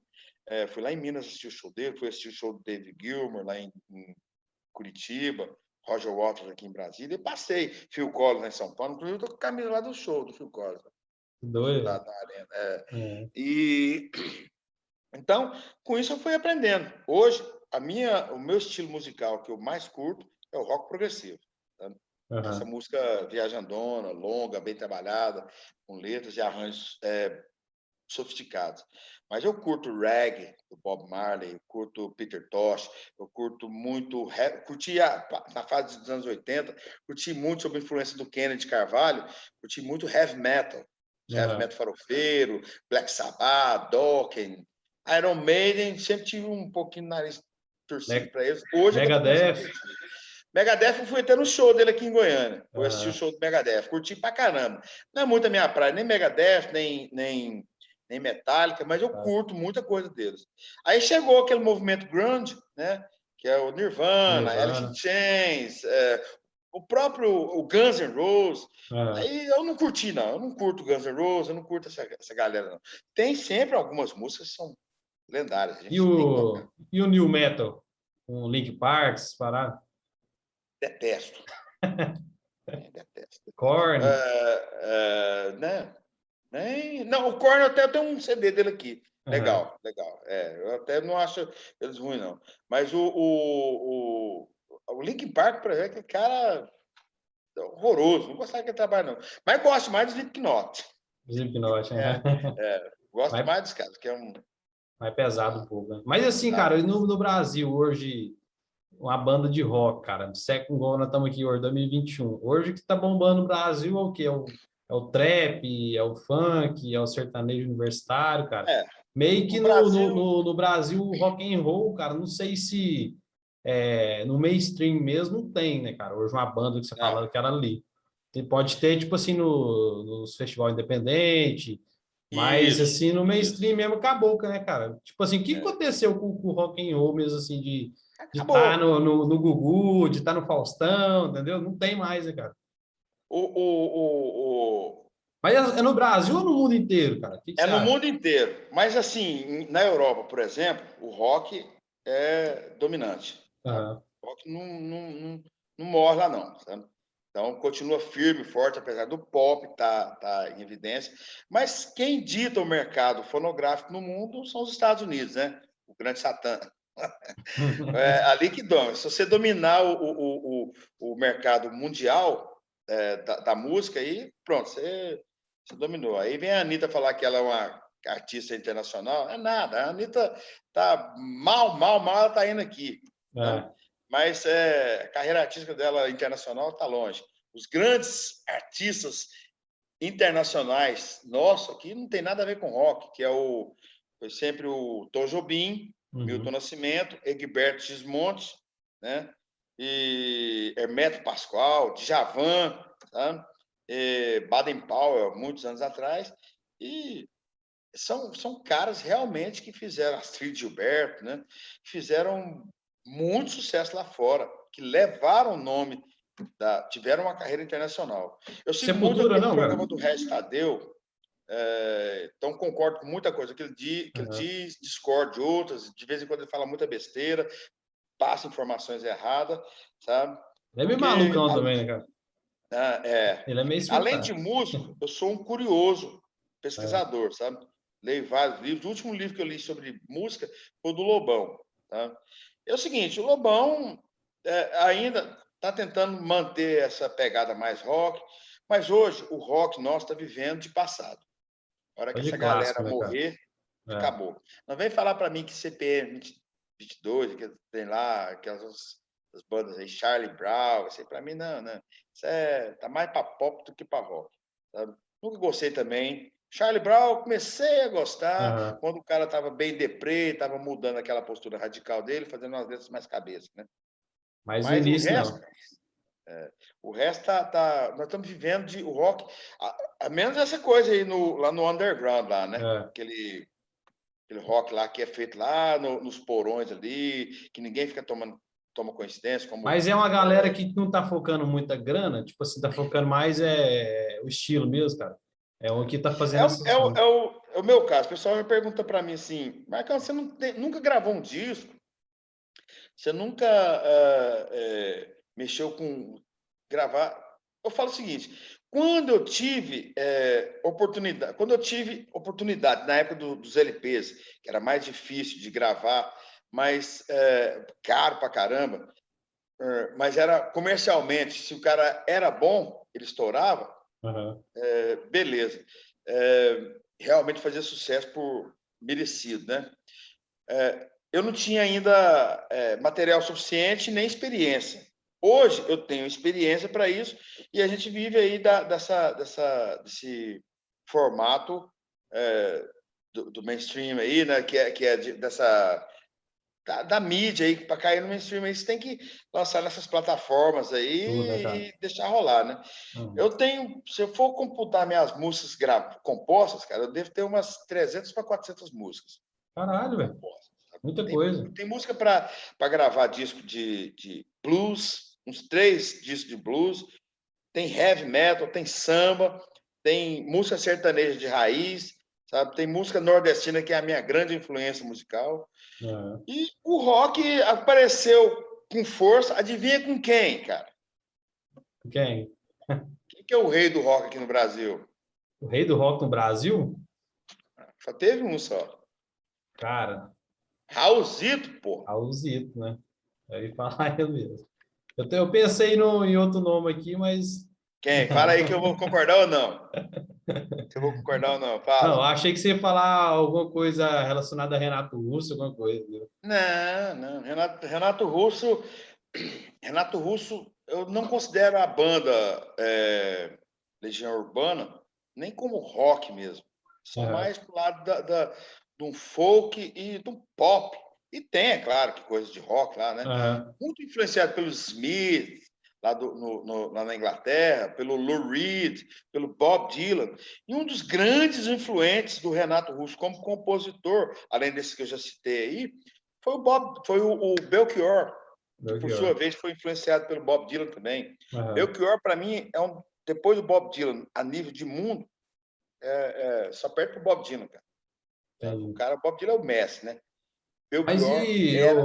Marcos, eu acho que ninguém nunca te perguntou, cara. Pelo menos eu queria saber a sua opinião a respeito do estilo musical que é influenciável demais no nosso país, tem um grande alcance, e tem muita gente que se baseia em fundamentos dele também, que no caso é o rap nacional, cara, igual o Racionais, por exemplo. Você curte, você já ouviu? Curto, eu tenho um rap gravado, Sério, daquela cara? música do finalzinho do primeiro Matrix, Ah, sabe, do Matrix, o primeiro volume, no aham, finalzinho, quando o Neo sai voando, acho que é aham. até um Slipknot, não sei que banda que é aquela lá, que toca. Sabe? Eu fiz em cima daquilo lá, eu fiz um rap, sabe? Sério, cara? Com Que aquela doido. pegada sabe, meio que Led Aham, Zeppelin, aquela coisa lá, mas é um rap, sabe? aham. Com a letra bem pronto para matar, pronto para morrer, ele não sabe aonde vai, nem o que vai fazer, só anda armado, muito doido, bem, sabe? Só com uma pegada mais rock, sabe? Aham. E tenho CDs aqui do rap quando estava começando ali, antes dos Racionais surgirem, né? Desse tempo Aham. até eu estava ouvindo como que surgiu os Racionais. Racionais é aquela história, pecou por excesso também, É. né?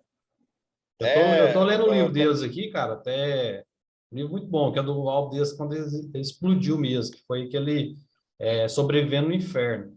Isso. Assim, tipo, foi um álbum que Obra na de minha arte. infância eu escutei muito, cara. Escutei muito, e tipo assim, para quem gosta de apreciar a letra mesmo da música e tentar entender o que os caras estão querendo passar, é legal, bacana. É Só legal. que passa a parte que até o Mano Brown falando agora, poucos dias atrás, estava acompanhando uma reportagem dele, ele falando que agora que os caras estão vivendo como artista. Eles falam que antes eles É. não eram artistas, eles eram como fosse uma gangue, como fosse uma facção.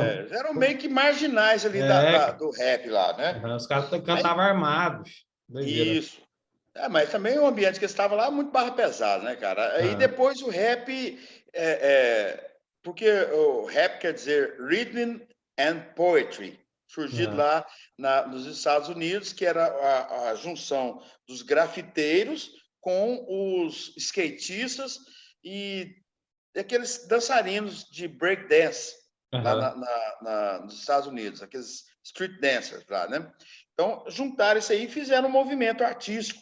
Juntava os grafites, né? Não a Aham, pichação, os grafites, grafite. mais os skatistas e esses dançarinos de rua. E criaram um movimento rap, que tinha essas músicas que faziam protesto contra a segregação racial, aquelas coisas todas, né? O negro ali nos guetos Aham, e tudo mais. E começou como protesto para uma tentativa de uma igualdade social, né? Que nunca conseguiu e acho que jamais vai conseguir. Ninguém. Sempre vai, na minha opinião, acho que vai sempre ter essa segregação, essa desigualdade. Infelizmente, infelizmente. é Sabe? verdade, Até cara. porque nós somos todos iguais. Né? Aqui também tá muito recente, né? Tipo, igual a história do Brasil mesmo, a abolição da escravatura, cara, só veio há pouco tempo, né, mano? Se Meio a que gente for enraizado. olhar, o Brasil foi o último país, assim, oficialmente, grande país. Teve um outro país Aham, menorzinho aqui, não sei onde que ainda segurou um pouquinho, mas um dos países grandes mesmo, né?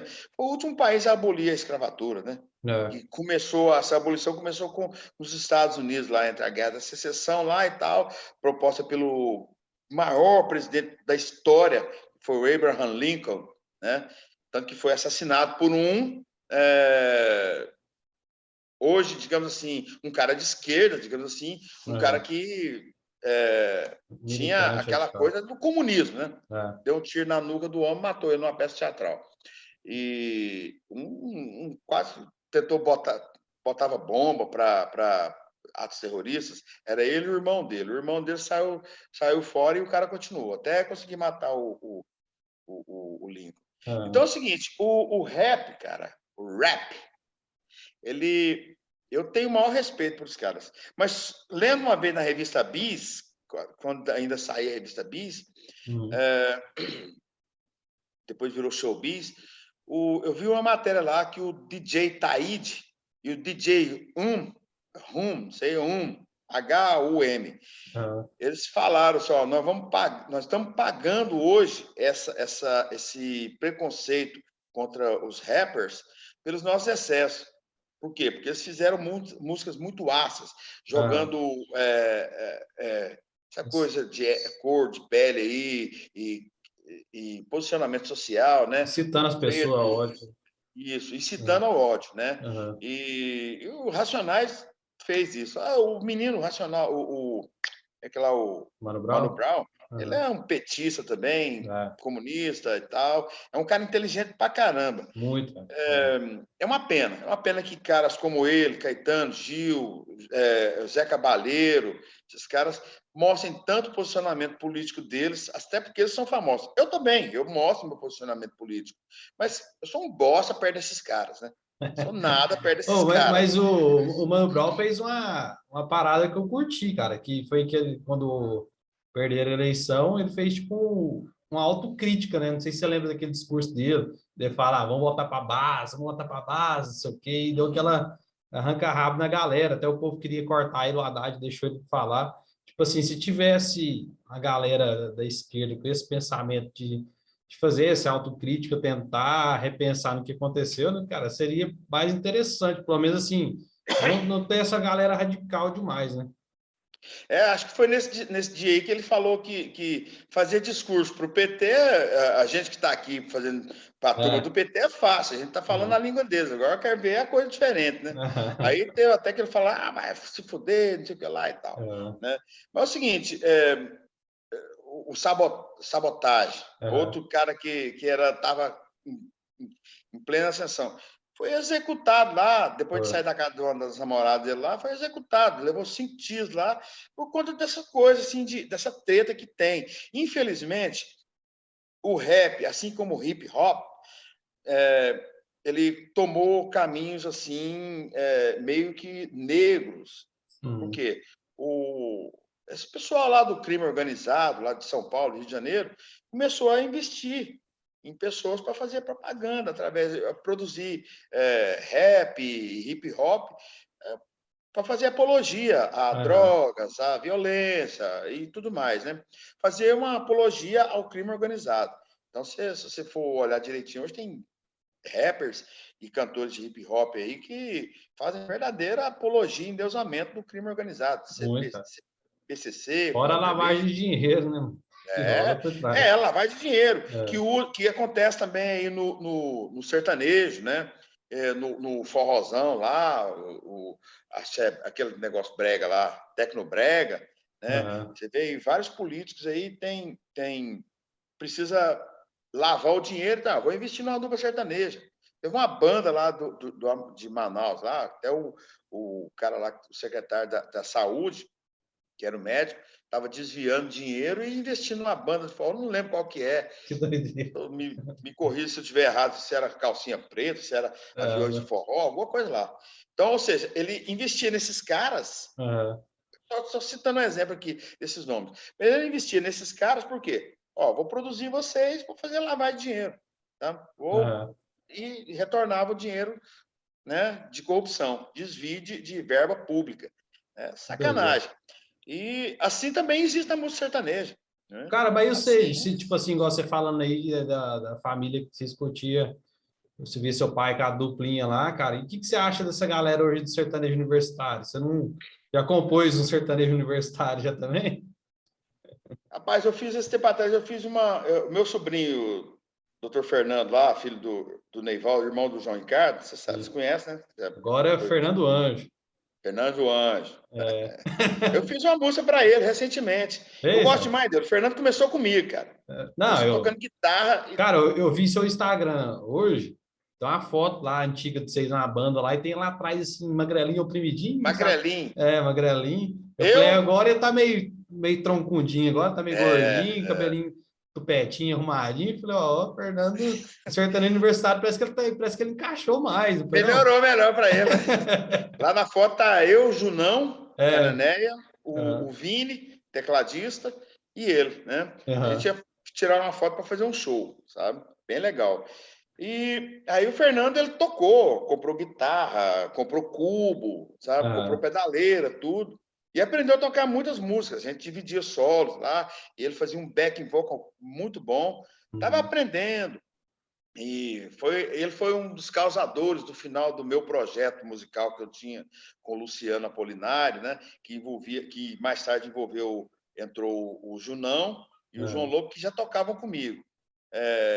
Depois eu vou falar melhor sobre isso aí. Então, o Fernando já tocava comigo em alguns eventos e estava aprendendo a tocar. Eu que ensinei, basicamente, ele a tocar violão, porque ele era canhoto, sabe? E eu ia ensinar os primeiros acordes e ele estava naquela dificuldade. Eu apelava com ele. Falei, Fernando, não é possível. Olha que é tão fácil. Aí um dia ele estava lacrimejou os olhos e falou assim, tio, ele era pequenininho, cara. Você está esquecendo que eu sou canhoto e estou aprendendo do lado direito? Não. Desculpa, é mesmo. Eu tenho que pegar mais leve, sabe? Eu não tinha muita paciência para mexer com dar aula, né? Mas ele era teimoso. Um dia que ele chegou tocando um solo do Pink Floyd aqui, a música, eu falei assim, puta, esse cara é bom. Esse cara é bom. Aí eu botei fé. Aí ele passou para odontologia lá em Anápolis, conheceu o Gerson e formou a banda. Como é que é? Fernando e. Fala dupla? Otávio Fernando. Otávio Fernando. Otávio Fernando. Aí formou influência lá, vamos formar só para fazer. Eles estavam brincando, cantando lá no churrasquinho na casa do Otávio. Aí uns caras viram, nossa, vocês querem fazer uma festinha para nós? Não, vocês cantam aí, aprendem. Eles empolgaram. Aí eu pegava meu cubo, pegava meu violão, ia ensaiar, ia estudar com eles lá, e formou, acabou virando gravaram um disco bem legal, 1 ou 2 discos, fizeram bastante shows, e aí ficou meio que dividido. Só que não estava tendo tempo. Faculdade, namorada, dupla sertaneja e banda de rock, não estava tendo muito jeito. Então ele optou pelo que estava melhor, pelo que dava mulher, pelo que dava mais Entrava uma fácil, grana. uma graninha. Uhum. Se bem que sempre falei para o pessoal, um lugar que você ganhou dinheiro com música foi comigo, tocando comigo. Eu, pelo menos, eu te pagava um salário meia boca, mas pagava. Uhum. Hoje em dia, é aquela história, você mais gasta, dupla sertaneja hoje, mais gasta do que ganha, né? E o Fernando investiu a grana, né, bicho? Que fez um projeto É uma agora grana. do Fernando Anjo mesmo aí. Eu até gravei uns episódios com ele, cara, antes de dar essa pandemia, essa segunda onda. Eu gravei até um presencial com ele, tava mais tranquilo, sabe? Ele me mostrou Agora, lá a estrutura dele lá, cara. É top, hein? a Top. estrutura dele é grande. Agora, a Uhum. chance de ele ganhar, dele acontecer agora, Uhum. é bem maior do que na época que ele começou, sabe? Uhum. Bem maior. Ele tem. Agora depois ele fundou a dupla com o Sheba, né? Uhum. Gravaram um DVD, gravaram um CD, gastaram uma grana, arrumaram um empresário, Uhum. né? Bem legal. E pensou que a coisa estava indo tudo certo, mas infelizmente não deu tudo como Uhum. eles planejavam, né? E ele resolveu fazer. Aí esse bateu, estava aqui de boa, vou fazer uma música com o Fernando. Bem ao meu estilo, Uhum. pop, rock. Passei para ele, agora você toca do jeito que você quiser. Se quiser meter uma rocha aí, o que você Uhum. quiser, meter sanfona. Eu Mas fiz, não, vou ouvir depois. não fala nada Mas, de, sei lá, porque o sertão universitário hoje é traição, é isso. cor nessas paradas. É mais ou menos isso também ou não?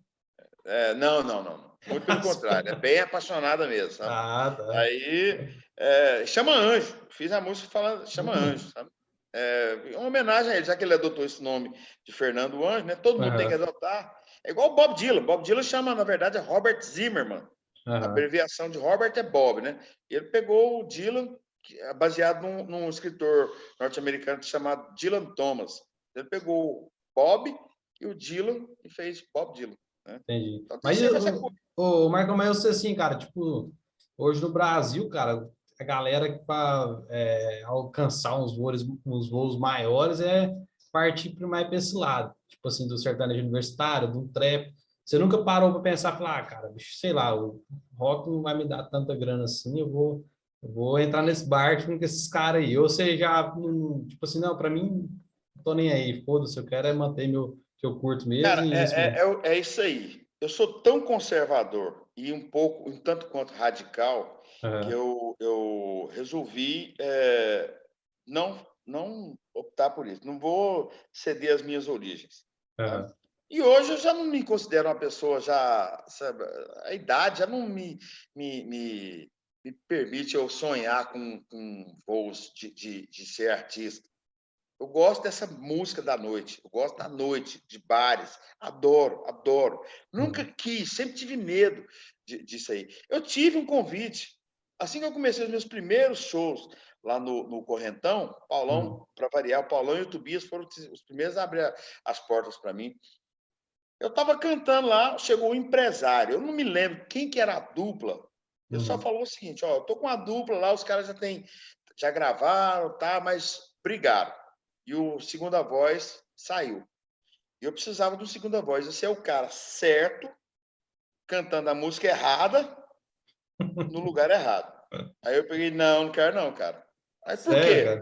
cara? Não quero não. Por quê? Eu lembro direitinho que ele falou desse jeito. Cara, você é doido? Você não gosta de mulher, não? Você não gosta de dinheiro, não? Porque eu gosto mais de mulher. Gosto mais de Uhum. mulher do que de dinheiro. Tá? Pois é, cara, lá que você é bobo, rapaz. Eu tô te dando oportunidade. Peguei, não, bicho. Por quê? Porque é sertanejo. Eu não gosto de sertanejo. Sabe? Uhum.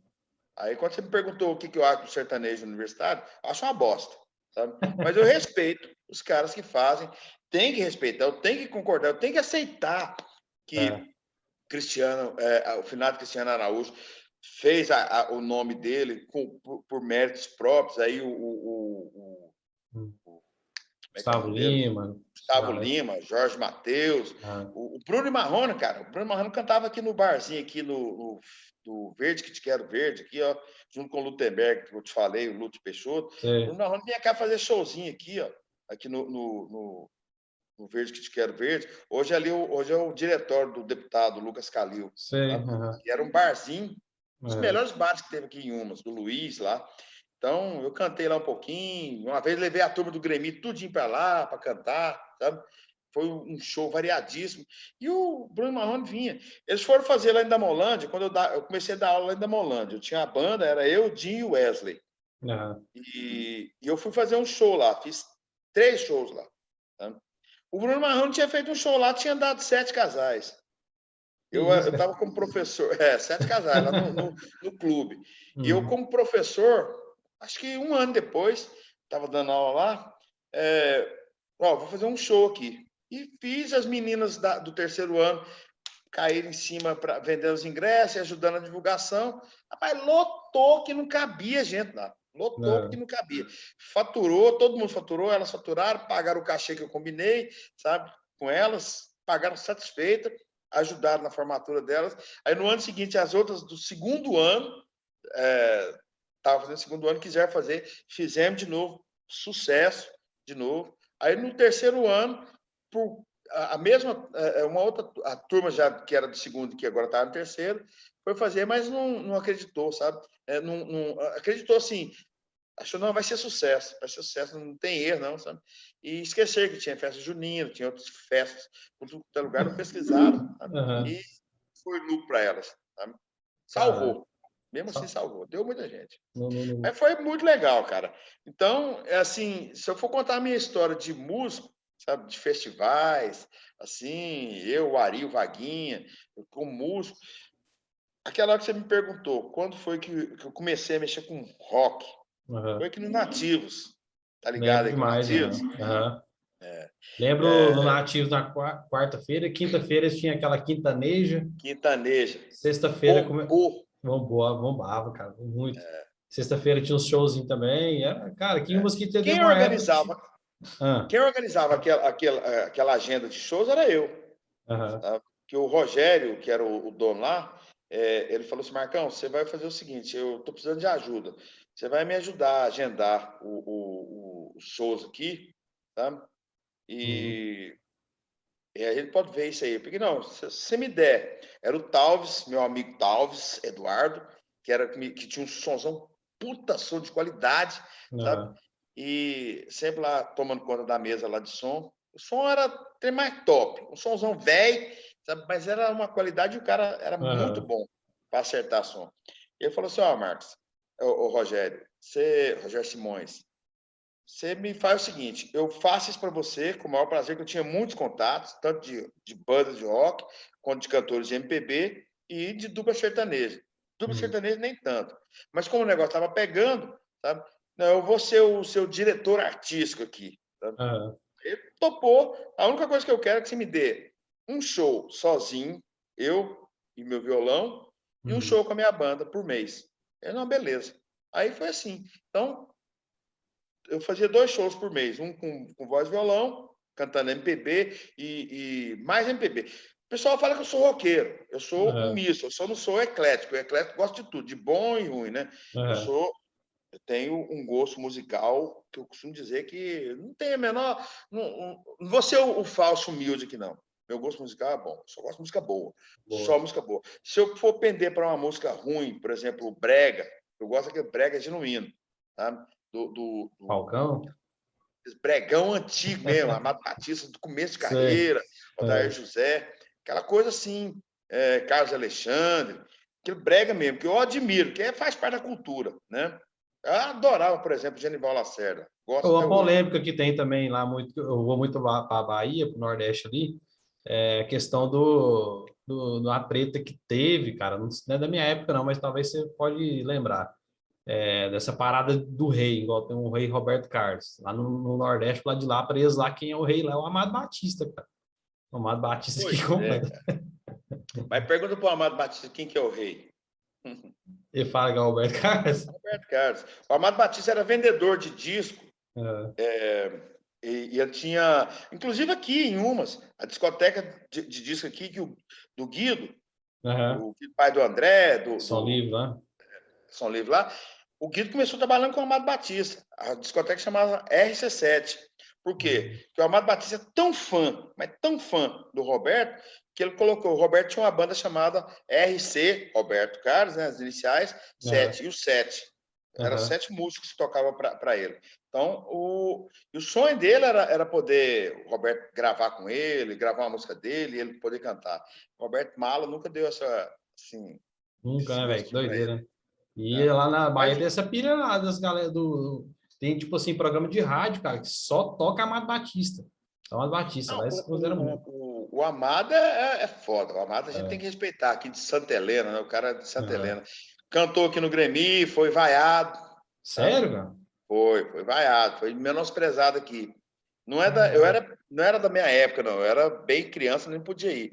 Mas essa Uhum. história eu já ouvi ele contando, já em entrevistas, de pessoas falaram. Que ele falou assim: um dia vocês vão desejar eu estar aqui. Ele é um Caraca, cara cara. engajado. A gente tem que respeitar o trabalho do cara, né, cara? Por mais que a Goiabeira música já dele é seja foda ruim, dele. O povo da Goiabeira desde o começo já tá essas né? pisadas. O Murilo, É. a cultura aqui na época, até na final que o último Grêmio foi em 83. Vamos Uhum. esquecer aquele revival daquele Grêmio É. frustrante que teve aqui, que foi só uma lavagem de dinheiro, uma corrupção lascada, uma picaretagem, né? Mas até 83 foi o último Grêmio que teve. Uhum. A cultura que em Umas fervilhava. O Grêmio foi o único festival no planeta que eu tenha notícia que abordava as 3 áreas: música, literatura e artes plásticas. Cara, eu conversei com o jornalista lá da Interativa, o Pablo Costa, e ele falando, comecei a trocar ideia com ele, ele falou, cara, eu conheci em Umas, eu era moleque, e eu ia ir por causa do Grêmio, meu pai era poeta, ia ir fazer umas poesias e tal, e, cara, para mim era, todo ano era tipo assim, a festa da família, nós ir para curtir o Grêmio, sabe? Aqui, E pelo meu pai também, cara, meu pai falava muito Grêmio. Meu pai, se seu, deve ter conhecido ele. Meu pai foi o radialista, o Ed Rezende, trabalhou no jornal há muitos anos também. nossa, nossa senhora, seu pai é figuraça. Eu era fã demais do Ed Recente. Pois é. Ele também era meu fã demais. Tem a sua irmã, ela foi Daniel, minha aluna. de inglês? Hã? De inglês? De inglês, ela também Aham, estudou também lá no FISC, na época eu era professor lá também. aham. E ela vai bem, muito tempo que eu não a vejo, sabe? Daniel tá lá em Brasília, ele virou engenheiro agora, engenheiro civil. Ah, é? É, Oi, que tá beleza. filmando. Pois Casou? é, casou agora em janeiro. Tá Também certo. já. Então, meu pai, Seu... cara, por ser radialista, sim, ele curtia muito, sabe? Ele falava desse. Você falou do Clube dos 30, dessas Isso. matinês, esses showzinhos, esses bailes à noite. Eu contava essa história para mim, eu ficava só imaginando. Eu falei, cara, a época deles foi foda, foi boa. Foi boa. Seu pai é um sacana, rapaz. Ele deu baixa na firma cedo demais, pô. Foi, pô, foi muito cedo. 50 anos, cara. Surpreendeu a gente aí, todo É. mundo. Até esse projeto meu aqui mesmo, cara, era uma ideia dele, sabe? Era uma ideia dele que, infelizmente, não deu para ele concretizar. E eu, tipo assim, eu sempre fiquei com isso na cabeça. Falei, cara, vamos ver. Eu, tipo assim, tinha para mim falar, o cara que faz isso aqui não tá aqui mais, então deixa para lá. Só que aí vem essa pandemia, falei, vou pôr um trem dele em prática, vou bater um papo com a galera aqui, dar o que der. Não, Então, aí é tá, assim. tenho certeza que uma hora que você quiser fazer um podcast aí também com relação a Grêmio, isso aí, se quiser chamar uma outra galerinha. Eu tenho Aham, materiais gravados aqui em fita de videocassete, de ensaios, do próprio Grêmio, fita cassete.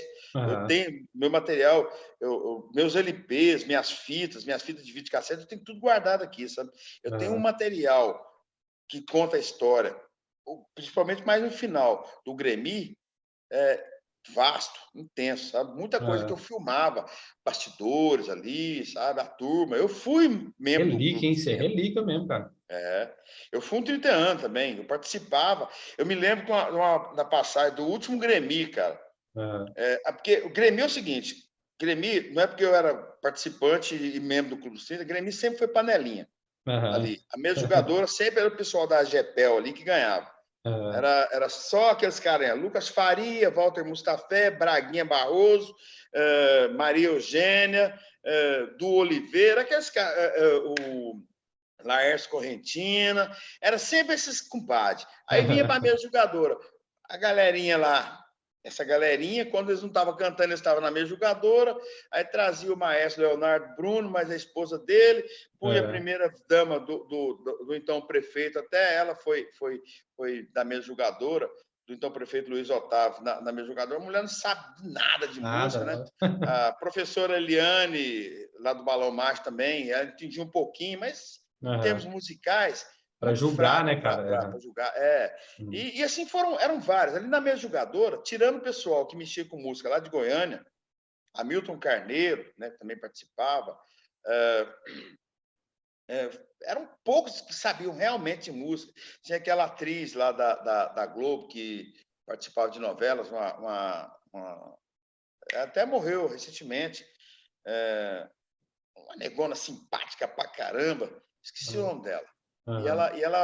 E ela veio fazer parte mas não sacava nada, cara. Ela vinha mais pela presença. O dia que eu me senti mais honrado em ser julgado no festival foi quando o Belchior foi fazer um show aqui em Goiânia e ficou sabendo que estava tendo esse festival e fez questão de sair lá de Goiânia e vir para cá. Chegou e participou da minha jogadora. Caralho. E julgado por ele. A Lucinha Lins também, Neivaldo, eu e o Neivaldo cantando juntos, participou e ela fazia ex-mulher do... Não, vamos marcar um dia para trocar ideia só sobre o Grêmio, cara, porque tem muita história boa. Tem muita coisa para falar, cara. Muita coisa boa mesmo. E o Grêmio, como eu te falei no começo, foi uma grande influência para mim, musicalmente falando, né? Até eu chegar onde eu cheguei. Eu gosto mais de todos os estilos musicais, da MPB, de raiz mesmo, do sertanejo de raiz, passando pela moda de viola. Inclusive, fiz um show lá no Tugas, eu e o Bruno Carrijo, ele tocando viola e eu tocando violão. Nós cantamos ali um repertório de 1 hora e pouco, só de moda de viola, sabe? Aí depois misturamos, ele tocou o Pink Floyd comigo na viola, sabe? Botei mais show, sabe? Aí eu deixei ele fazer uma parte sozinho, depois eu encerrei eu sozinho. Legal demais. Ou seja, o pessoal fala que eu sou radical. Não é que eu sou radical, eu sou conservador e sou preservador da boa música. O que tem cultura, tem qualidade, tem uma história, tem poesia, é comigo. Sabe? Eu não vou engolir qualquer porcaria, não, cara. Eu sou meio... Por isso que essa música sertaneja, o funk, não vou nem falar. Funk, para mim, é a bosta do cavalo do bandido. Né? Nem o Claudinho Bochecha, você não curtiu, não? Não, Claudinho Bochecha até que dá para engolir alguma coisinha. Tinha alguma coisinha interessante. Eles eram muito bonzinhos, bem suaves, né? Românticos, sabe? Isso. E aí o funk hoje, né?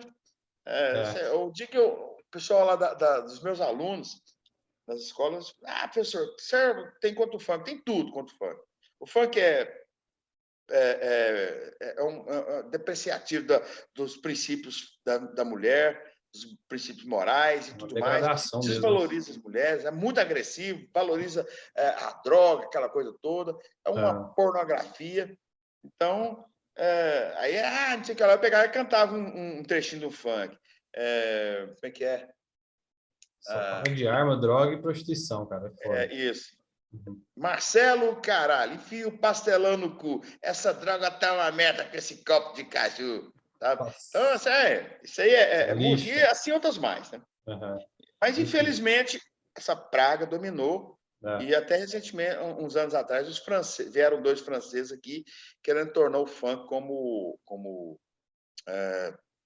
patrimônio nacional, né, da humanidade. Patrimônio mundial da humanidade. Vivemos tempo complicado, mano. Marcão, mas assim, mano, cara, te agradecer demais aqui, papo foda, cara. Para mim hoje que foi uma aula. E outra coisa, cara, tem que ter parte 2, depois não gravar. Já passa essa pandemia mesmo agora, para passar, cara, quero marcar um presencial com você, nós sentar e trocar uma ideia. Mas para mim hoje, cara... aquele flow lá, né? Eu gosto isso, cara. Eu sigo aqueles caras lá também. Nossa, é bom É demais. legal aquela conversa tipo conversa de bar, né? Isso, cara, Os isso caras tá mesmo. tomando Aham. ali e tal, Eu conversando comecei a e gravar alguns, cara, no início do ano, só que aí veio essa segunda onda da pandemia e o trem é, veio braba. E minha esposa que pega muito no meu pé. Eu até tomei a primeira dose da vacina, que eu também sou é, caminhoneiro, faço as viagens para Bahia, sabe? Eu consegui tomar uhum. a primeira dose. Então, mas daqui, eu acredito que uns 30, 60 dias deve estar mais tranquilo. Vou voltar a gravar os presencial. Aí, cara, um dos primeiros episódios que é gravar que seja um presencial. Vai ser muito Não, foda. tranquilo. Você Bacana. pegou esse Covid? Cara, graças a Deus não, mano. Não peguei. Peguei 2 vezes, cara. Duas vezes, cara. E você sentiu alguma coisa? Na primeira vez passou batido. Eu Aham, sou aquele assintomático, né? aham, Senti nada, nada, nada, nada. aham. Mas na segunda vez agora eu senti uma dor no corpo, aquela murrinha da gripe, sabe? Sei. Quando você vai gripar, você dá aquela dor no corpo, sabe? Eu Aham. tive que ter que tomar um remédio. Mas eu sempre tomo ivermectina, sempre tomei Entendi. ivermectina. E você já tomou a Sempre fiz vacina aquele já? tratamento preventivo. E a vacina você tomou já? Tomei anteontem, terça-feira passada. Ah, Já bom tomei, demais, cara. meia contragosto, mas tomei. Já começou a crescer os escaminhas já aqui, já, ó. Eu também, tô deixando minha Virar barba jacaré. crescer mesmo. Marcão, mas valeu demais, cara. Eu quero que você deixe suas redes sociais e o pessoal te acompanhar, seu canal no YouTube, no Instagram, o pessoal te acompanhar seu conteúdo, cara. Qual que é aí? No YouTube, meu canal é Canal do Marcos Borges, Borges com 2 Gs. Aham. Canal do Marcos Borges. E você pode jogar lá, você vai ver alguma coisa lá, inclusive algumas participações que eu fiz. E depois a gente vai falar também da minha parte como professor, né? Aham. E tudo mais. No Instagram é Marcos Aurélio Borges.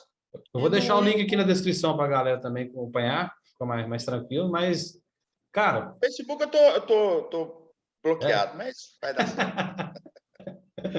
Daqui uns dias libera você de novo lá. Ou Daqui 8 dias. 8 dias, né? Aí você vai lá para alguma coisa lá, esse bloqueia você por mais 30 lá e já era. Até chegar o dia que eles vão fazer igual fizeram lá com o presidente dos Estados Unidos. Lá. É, Bloquearam excluir, ele até 2026. excluir ou pro definitivo, né, cara? Marcão, um abraço, cara. Tudo de bom, foi muito foda. Gostei demais, Eu cara. que E agradeço, cara. espaço aberto para você quando você precisar na hora. Forte abraço para você, meu querido. Tudo de bom para você. E a gente tá junto. Então, galera, inscreva no canal, deixa aquele like, inscreva nas redes sociais também do Marcos Borges aí. E é isso aí. Valeu, um abraço, até mais.